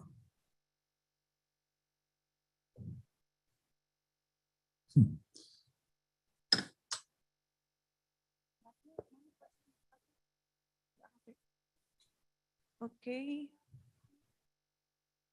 Please host unmute the Mr. Gideon. All right. I can hear you now. Yeah, thank you. Thank you, Prof. Nobuaki Hamaguchi. Interesting to listen from your presentation that I hear from, yeah, from 9 o'clock, I think, yeah. One of the things being done in Indonesia right now is moving the country's capital. This is the plan, but actually will be implemented in maybe several, maybe 1 or 2 years in advance in Kalimantan. So what are the implications of the policy, this policy? Because this policy, I think, try to make new agglomerations in Indonesia beside the Jakarta as one of agglomeration center in Indonesia. What is your comment about this? And the second question is about the policy in tourism, especially. It's about the halal tourism that developed in Indonesia. What is the consequences about if we if we try to look at from a spatial economic side regarding the development of the regional economy? Thank you. Thank you. You were, if I understood correctly, you are talking about the new policies, regional policies for agglomeration in Kalimantan. That's what you are. Because the capital of Indonesia will be moved to Kalimantan, not in Jakarta again. Yeah. I see. Yeah, I think it's a very brave move. For country of a size of Indonesia to change the capital. Certainly the problem was over concentration in Jakarta, maybe. And of course in Japan, there's always a discussion about the need for moving a capital to different regions, but they never come to conclusion because the agglomeration force is very strong, too strong. It is not only a political decision, but all the firms and people should move. And nowadays, nobody can move, people and firms under the direct, strong, decisions of the politicians. So people should decide where to move, where to live. And for that reason, even though the ongoing discussion in Japan is, although it is maybe possible to decide politically where the new capital will be, but actually it is not possible for people to move because the existing agglomeration forces are very strong. So it's the Tokyo metropolitan area is already locked in. Nobody moves. So it will be very difficult for a country to change new capital. I have,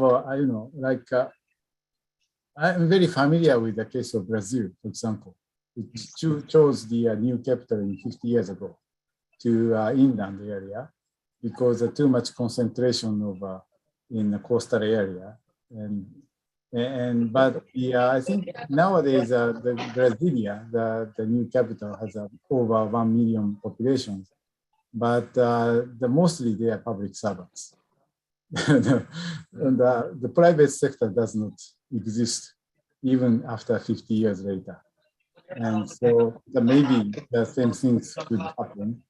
The politicians and the public officers go back to Rio de Janeiro and São Paulo in weekends, although they work during the in Brazilian case. Even though they work in weekdays in Brasilia, they go back to Rio de Janeiro and São Paulo in the weekends. So this is it's very hard to revert or change the agglomeration forces very easily.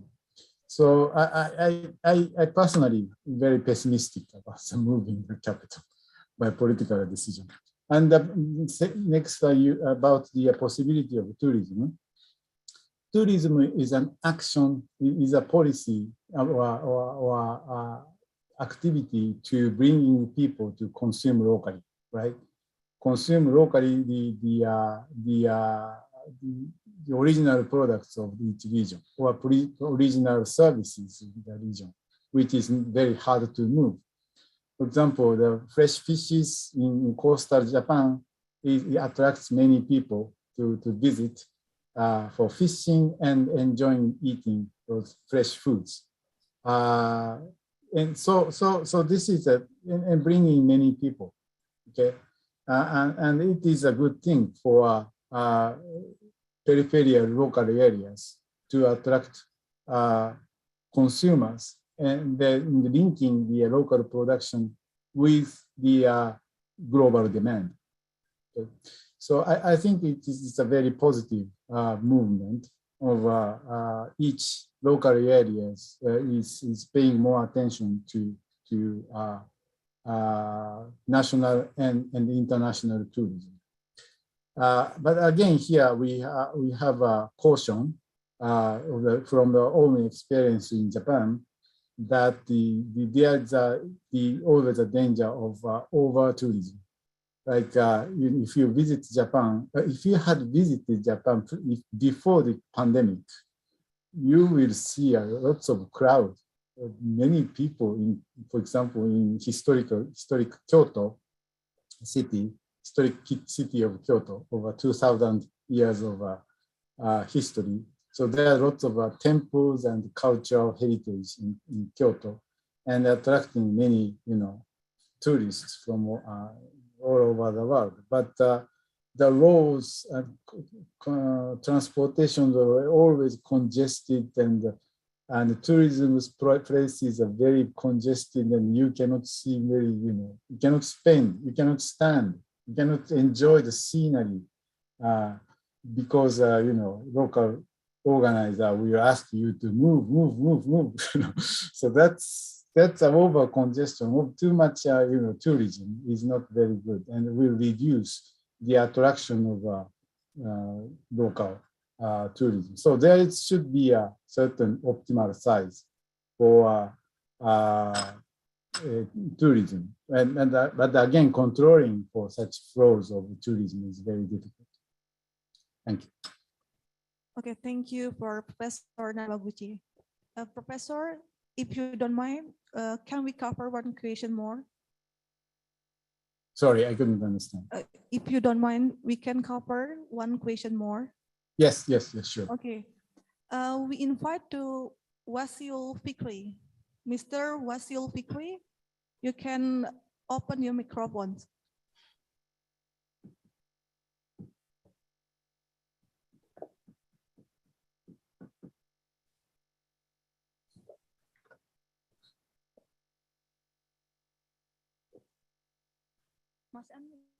Okay, please host to unmute Mr. Wasil.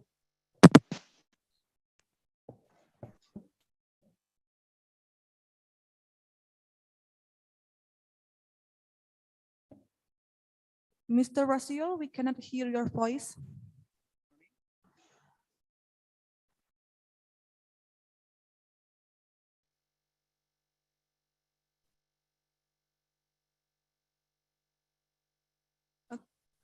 Good morning.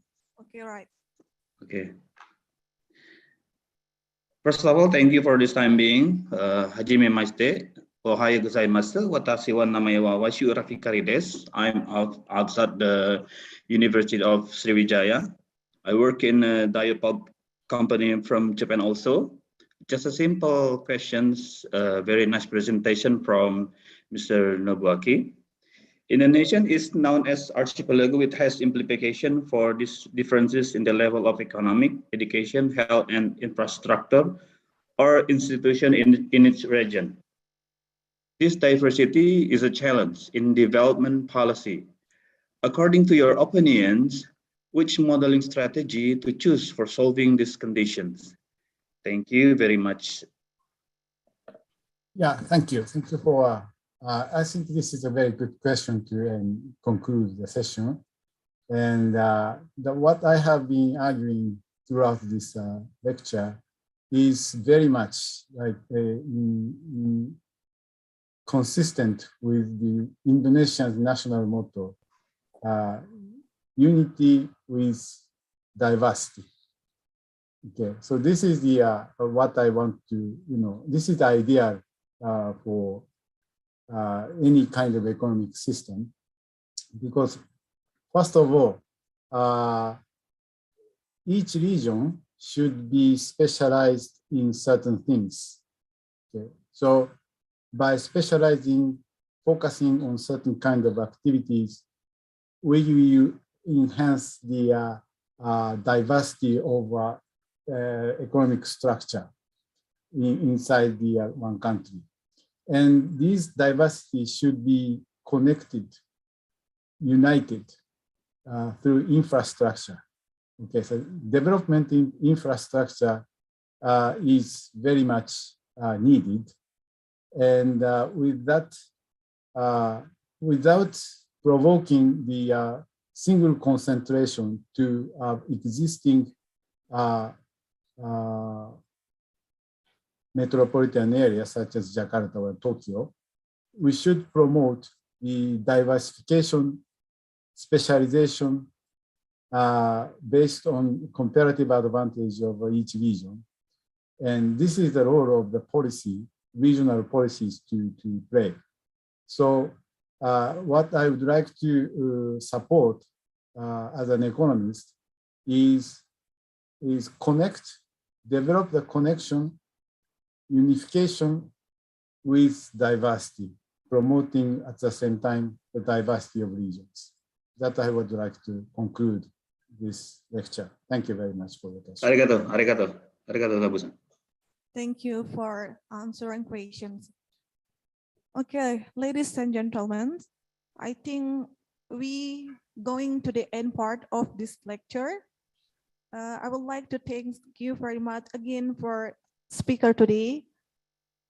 The speaker today to give our knowledge about spatial economics and really more innovative and also interesting for us. Before I close our lecture today, I would like to summarize conclusion for this lecture.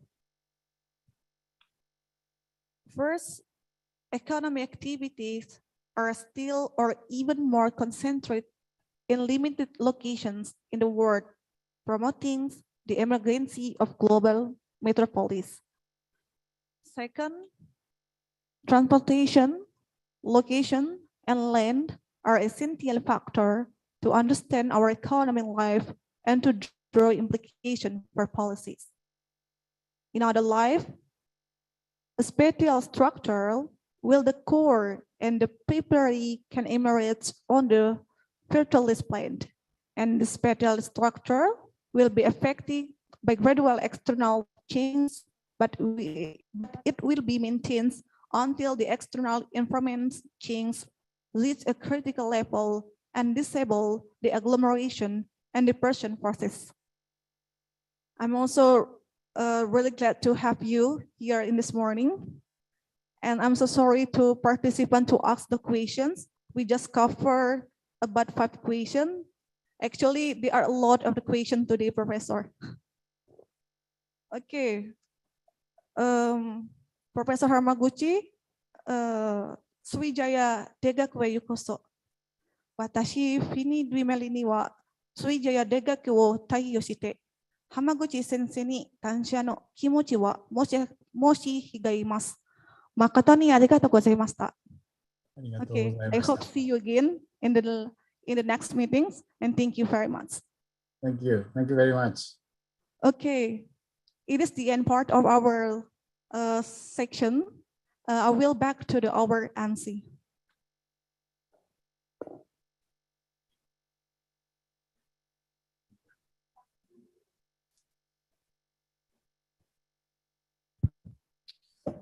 Well, thank you so much for Professor Nobuaki Hamaguchi.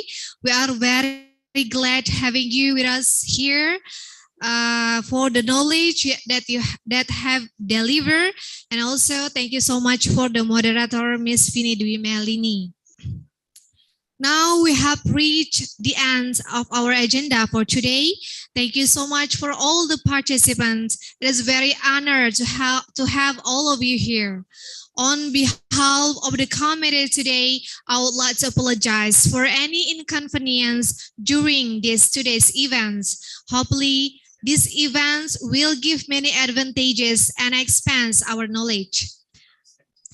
For the last informations, don't forget to take your absence in the chat box.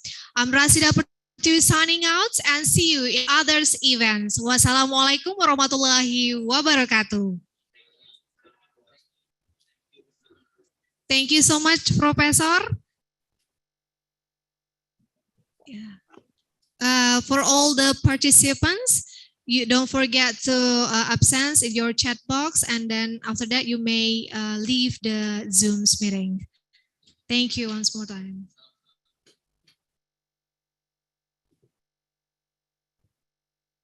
Okay, Professor, if you don't mind, you can leave. I know you have the next meeting after this. Sorry, I have another lecture starting from Okay. 20 minutes right now. Okay, thank you. Thank you, everybody. Thanks. Okay, I was really pleased to have you this morning. Thank you. See you again. See you. We'll be in touch.